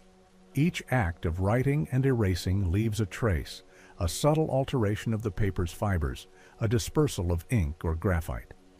Even if you try to make the paper look exactly as it was, the microscopic arrangement of its particles has changed, and energy was expended in the process. This analogy, though simplistic, helps to illustrate how the universe itself, in its grand processes, is constantly writing and erasing information. And each of these operations is fundamentally irreversible. The very structure of our knowledge, the accumulation of our experiences, is built upon these irreversible acts of information processing. We cannot unlearn what we have learned, nor can we erase the past events that have shaped our present without leaving a residual entropic footprint. This informational arrow resonates deeply with our psychological experience of time. Our memories, as we discussed, are records of past events, formed through irreversible changes in our neural architecture. The act of remembering brings forth information that was once dispersed and now appears coherent. The very process of thinking, of organizing thoughts and making decisions, involves countless microscopic computations, each contributing its tiny share to the universe's ever-growing entropy. We are, in a very real sense, information processing beings, and our internal arrow of time, our feeling of moving from an unknown future to a remembered past, is intimately connected to this cosmic flow of information and its inevitable degradation into disorder. So, when we consider the radiative arrow, with light perpetually expanding outwards, cooling the universe, and the informational arrow, with every act of computation and memory irrevocably increasing disorder, we see further reinforcement for time's one-way journey. These arrows are not separate phenomena, but different facets of the same underlying truth. The universe began in a state of remarkably low entropy, and it is continuously evolving towards a state of maximum entropy. This journey defines the direction of time, making the future distinct from the past, enabling the emergence of complexity and allowing for the grand, irreversible narrative of the cosmos to unfold. Our existence, our very awareness, is a fleeting yet meaningful pattern. Allow these profound connections to gently settle within your mind. You might begin to sense the quiet, persistent current of time, carrying all things forward, a tranquil river guiding the universe towards its inevitable, distant future. The profound mystery of time's direction, then, becomes less about a simple forward push and more about a universe gracefully, irrevocably diversifying its states. And this brings us to perhaps the most fundamental question regarding time's arrow. Why did the universe begin in a state that allows for this arrow to exist at all? All the arrows we have explored, the thermodynamic, cosmological, quantum, psychological, and causal, ultimately point back to a singular, extraordinary initial condition of the cosmos.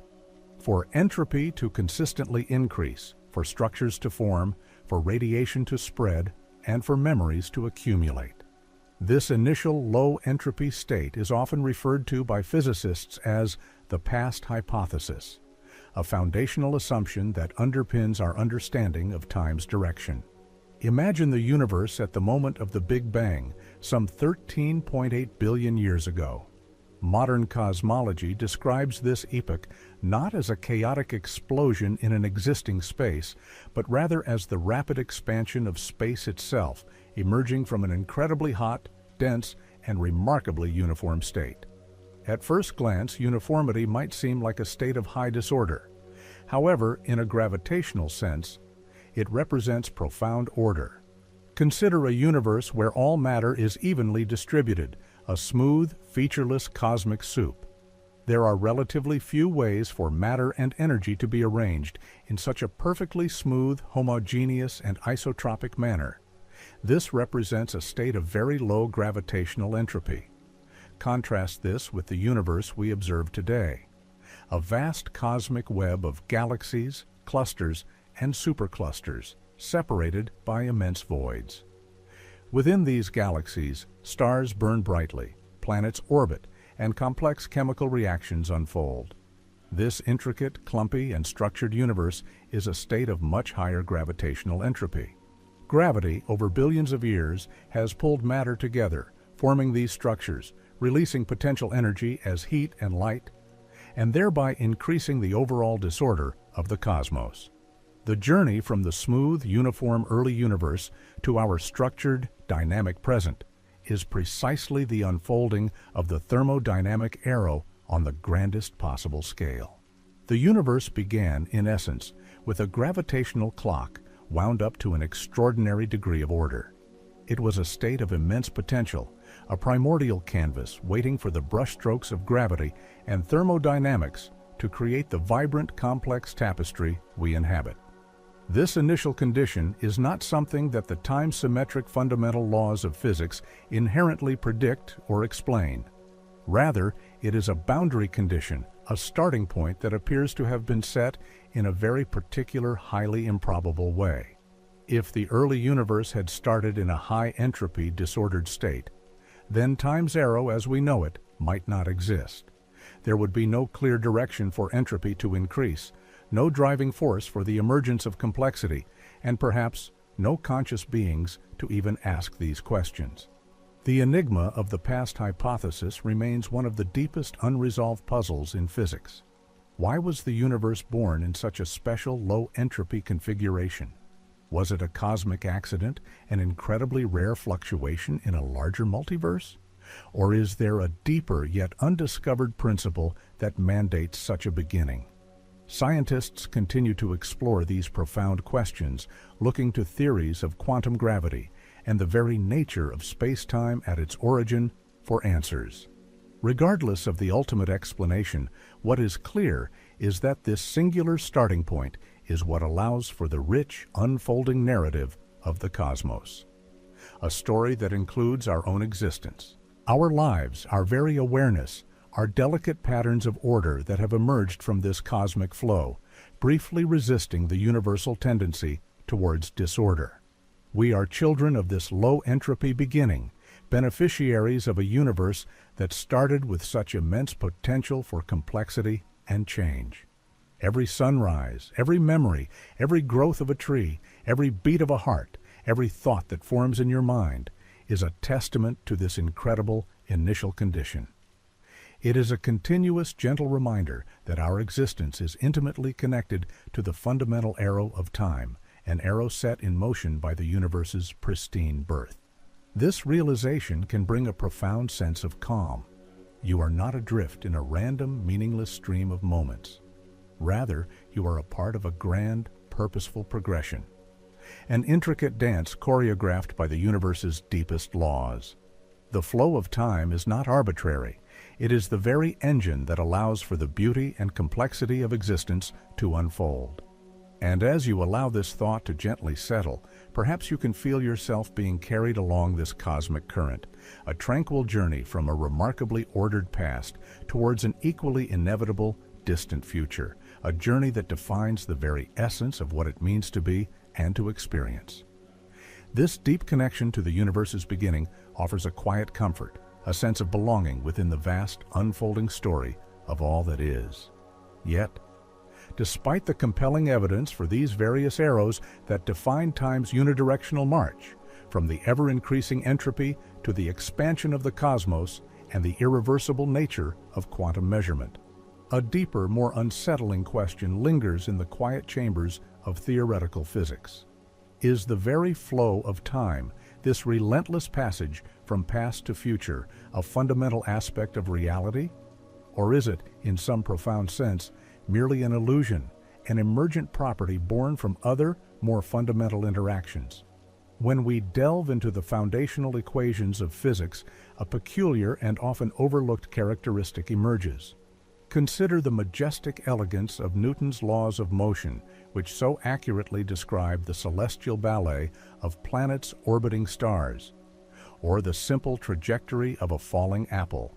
Or ponder Maxwell's equations, these four beautiful statements that unify electricity and magnetism, giving rise to the very nature of light and all electromagnetic phenomena.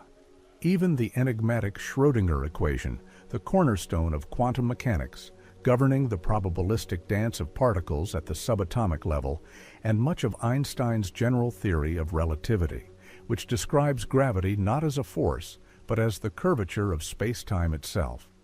These incredibly powerful mathematical descriptions of our universe are, for the most part, remarkably time-symmetric. What does this mean, precisely?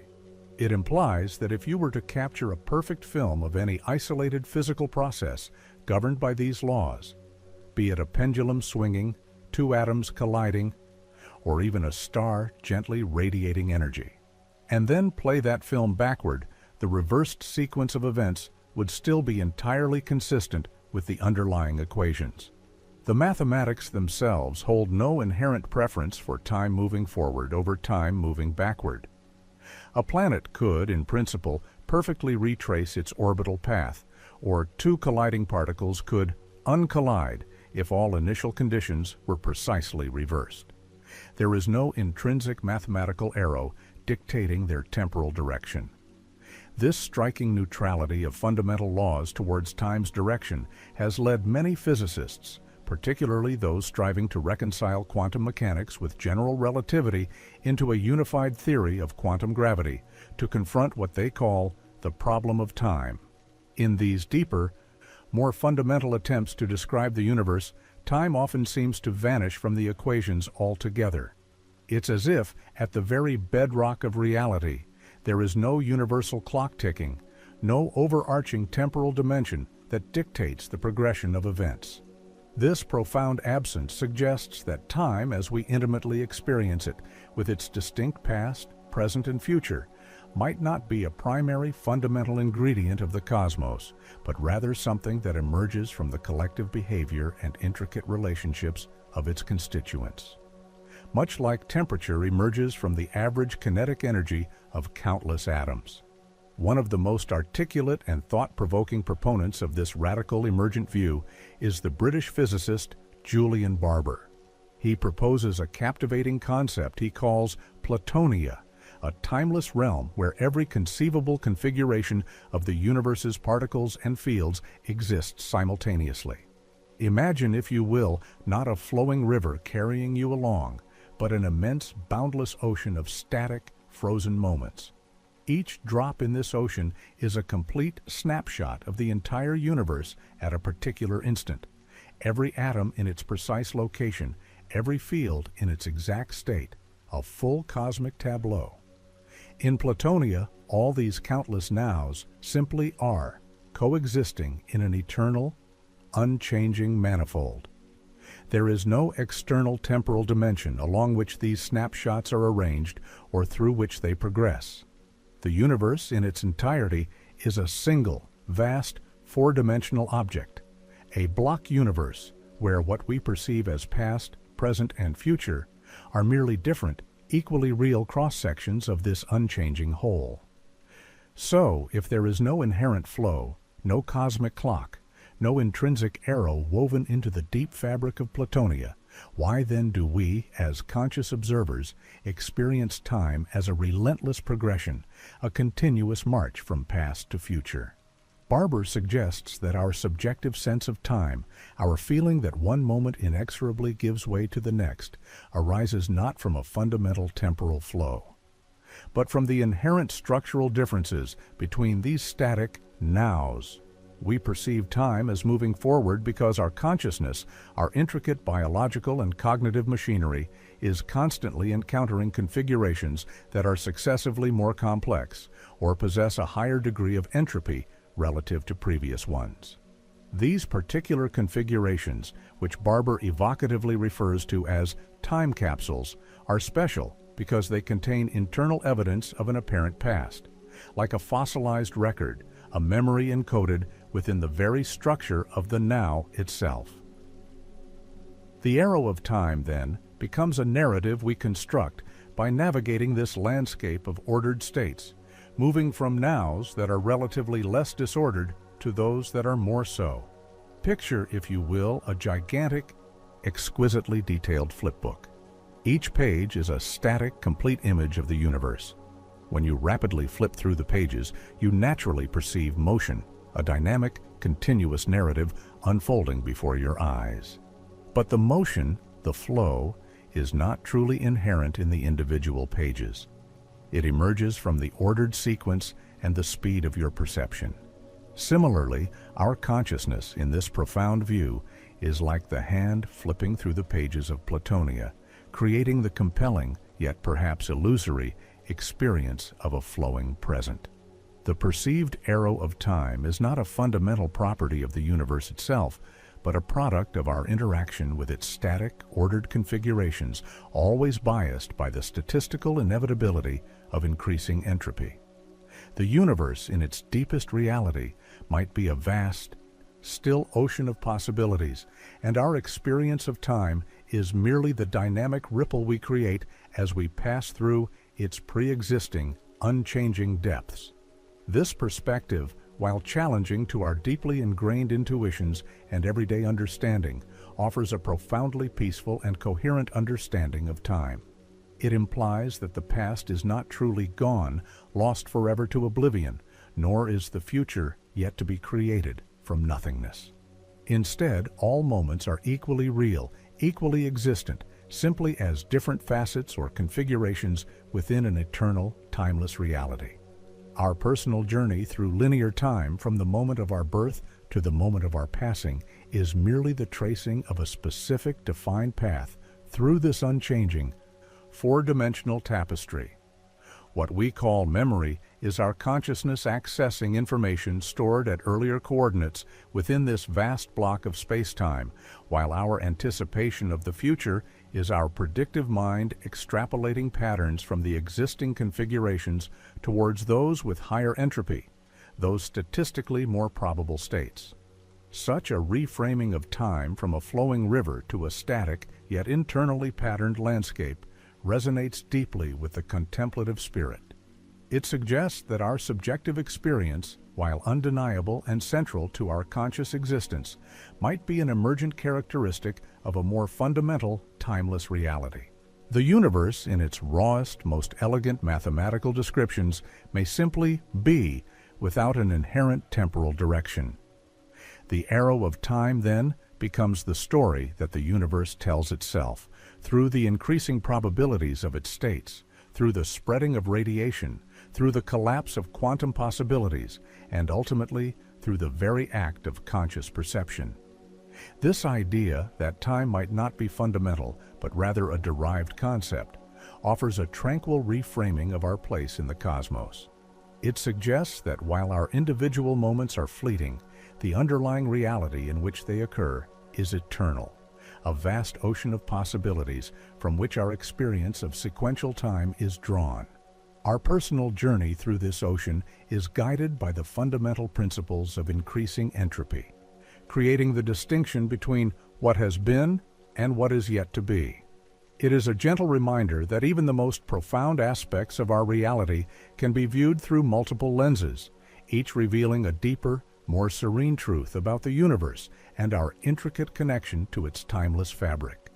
And as these thoughts gently swirl, carrying you further into contemplation, you might find a profound peace in the understanding that the passage of time is not merely a constraint, but the very condition that allows for the rich tapestry of existence to unfurl itself. A cosmic unfolding that is, at its core, a timeless dance. Inherent symmetry in the underlying rules makes the observed arrow of time, the relentless march from past to future, all the more puzzling. It suggests that the arrow we perceive is not an intrinsic property of the elementary interactions themselves, but rather an emergent phenomenon, a statistical bias arising from the sheer number of particles and their initial conditions, as we have discussed with entropy. However, in the vast tapestry of physical laws, there is one subtle yet profoundly significant exception to this perfect time reversal symmetry: the weak nuclear force. This is one of the four fundamental forces of nature responsible for processes like radioactive beta decay, where a neutron transforms into a proton, an electron, and an antineutrino. It is within the intricate dynamics of this force that physicists have discovered a tiny yet undeniable violation of T-symmetry, or time reversal symmetry. This violation is often observed through its close cousin, CP violation, which involves a combination of charge conjugation and parity symmetry.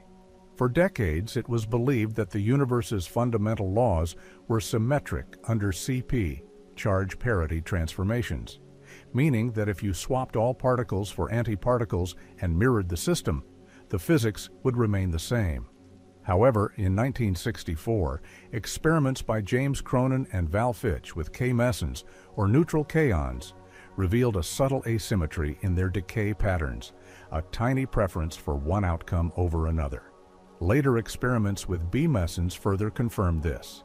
According to the CPT theorem, a fundamental principle in quantum field theory, a violation of CP symmetry implies a corresponding violation of T symmetry. This means that, at a very fundamental level, certain subatomic processes genuinely differentiate between the forward and backward directions of time. The universe, in its deepest quantum mechanical dance, does possess a microscopic arrow of time, a faint whisper of directionality embedded within the fabric of reality itself. Yet, it is crucial to understand the scale of this T-symmetry violation.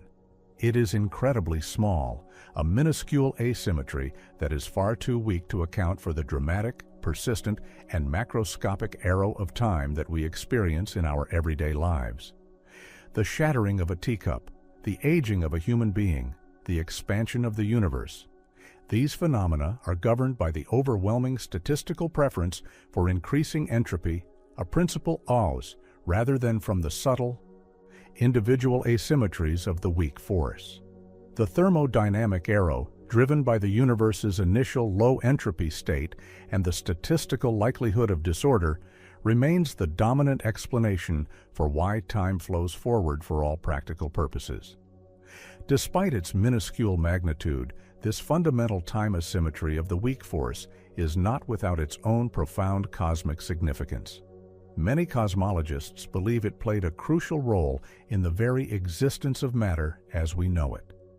In the extremely hot and dense conditions of the early universe, just moments after the Big Bang, matter and antimatter were created in nearly equal amounts. If the laws of physics were perfectly symmetric, matter and antimatter should have annihilated each other completely, leaving behind a universe composed solely of radiation.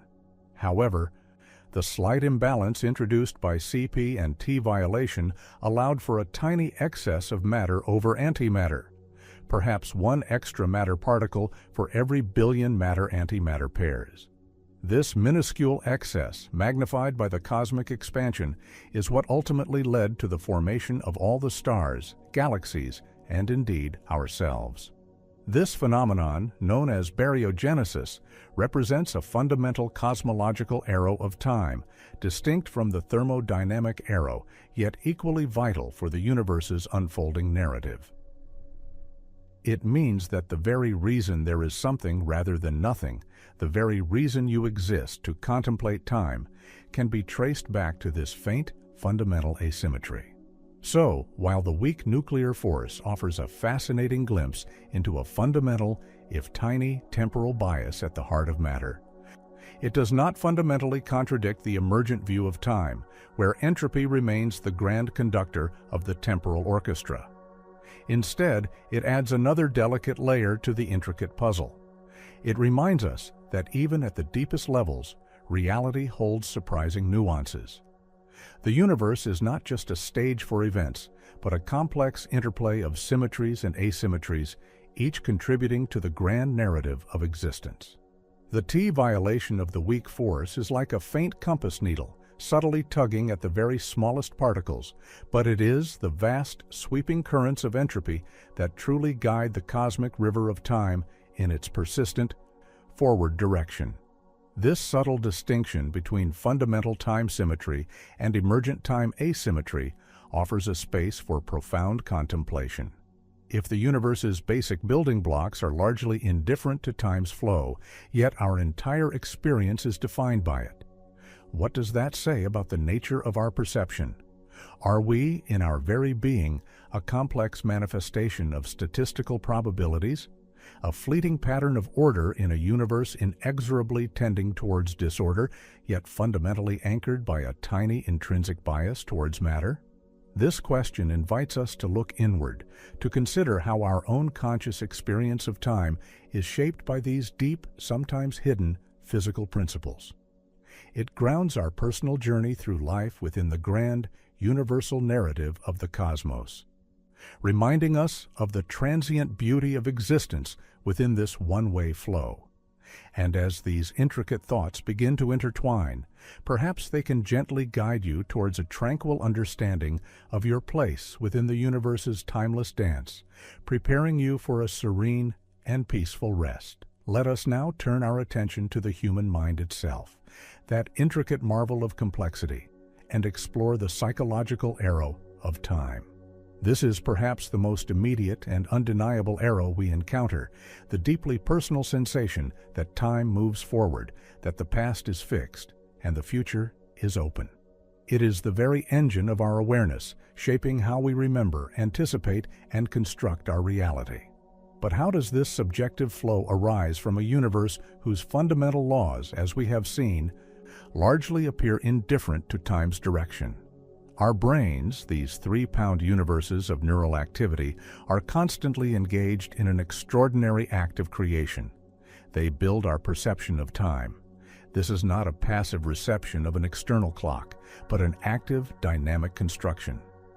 The sensation of a flowing present, this continuous stream of moments, is an emergent property of billions upon billions of neuronal firings, each one a tiny, irreversible event contributing to an overall macroscopic direction. Our memories, for instance, are not perfect recordings of the past. They are reconstructions shaped by our present state, our emotions, and our expectations.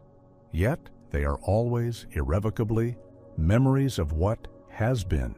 We cannot recall a future event with the same clarity or certainty. This fundamental asymmetry in our memory system is a cornerstone of our psychological arrow. Consider the intricate processes involved in forming a new memory. When you learn something new, say a name or a face, your brain physically changes. New synaptic connections are formed or strengthened, existing neural pathways are modified. These physical changes, though microscopic, are irreversible on a practical scale. Of thermodynamics, they inevitably dissipate heat, increasing the entropy of the surrounding environment. The act of recording information, of moving from a state of ignorance to a state of knowledge, is an inherently entropy-increasing process. We cannot unform a memory. Thus, the very act of building our internal narrative, of accumulating experiences and knowledge, aligns perfectly with the universe's grand march towards increasing entropy. Our personal arrow of time is, in essence, a reflection of the cosmic arrow, played out within the confines of our consciousness. This psychological arrow is also profoundly shaped by our capacity for anticipation and planning. We constantly project ourselves into the future, imagining possibilities, setting goals, and making decisions based on expected outcomes. This mental forward motion, this ceaseless engagement with what is yet to come, further solidifies our subjective experience of time's direction. We live in a world where actions have consequences, where cause precedes effect, and our minds are wired to operate within this causal framework.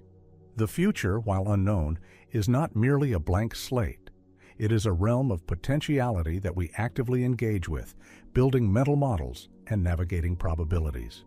This interplay between memory, the past, and expectation, the future, creates the continuous, unfolding present that we inhabit.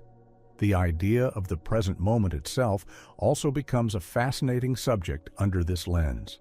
Is there a universal now that everyone shares? As we touched upon earlier with relativity, the answer from physics is no. Simultaneity is relative. What is now for you might be slightly in the past or future for an observer moving at a different speed or located in a different gravitational field. This implies that our shared present is, to some extent, a localized construct, a convergence of subjective experiences within a particular region of space-time. Our consciousness, by virtue of its limited speed of information processing and its embeddedness in a local environment, carves out a subjective now from the timeless four-dimensional block of space-time. It is a moment, a sliver of awareness, that is constantly being updated and redefined as we move through the universe. This perspective, while challenging our intuitive notions of a universal flowing time, offers a profound sense of interconnectedness. Our individual experiences of time, though unique, are deeply rooted in the fundamental principles that govern the cosmos. The subtle asymmetries of quantum mechanics, the relentless march of entropy, the expansion of the universe, and the very architecture of our minds all conspire to create this undeniable, one-way journey through moments. We are not just spectators. Our consciousness is an active participant in the unfolding of time, a living, breathing testament to the universe's grand narrative. Our capacity for memory, our ability to project into the future, and our experience of the present are all intricate facets of this cosmic dance, each contributing to the persistent forward direction of existence. And as these thoughts about your own personal journey through time gently intertwine with the vast, impersonal mechanisms of the cosmos, may you find a deep, tranquil resonance. Your individual moments, though fleeting, are woven into the eternal fabric of reality, a continuous thread in the universe's ongoing story. The passage of time, rather than being a mere constraint, is. This understanding invites a peaceful surrender to the quiet current that carries all things forward, a serene descent into profound rest. And so, as we gently draw our thoughts to a close tonight, we reflect upon the multifaceted nature of time, a journey that has taken us from the relentless, statistical march of entropy, the grand expansion of the cosmos, the subtle, irreversible decisions of the quantum realm, to the very fabric of our memories and the delicate, emergent illusion of our flowing present. We have explored how the universe, from its remarkably ordered beginning, has been on an inexorable path towards increasing disorder, a journey that defines the very direction of every moment we perceive. Consider the profound elegance in this cosmic design, a universe where fundamental laws at their deepest level might be indifferent to the direction of time, yet where the collective dance of countless particles, the expansion of space itself, and even the intricate workings of our own consciousness conspire to create an undeniable, unidirectional flow. It is a flow that allows for the birth of stars, the formation of galaxies, the slow, majestic evaporation of black holes, and the fleeting, precious emergence of life and thought. May these deep thoughts about the nature of time carry you into a world of tranquil sleep. Remember that you are not merely observing this grand cosmic current, but are, in every fiber of your being, a part of its intricate unfolding story. Fall asleep with this feeling of serenity and endless knowledge, knowing that your existence is a cherished pattern within the universe's timeless dance. Good night.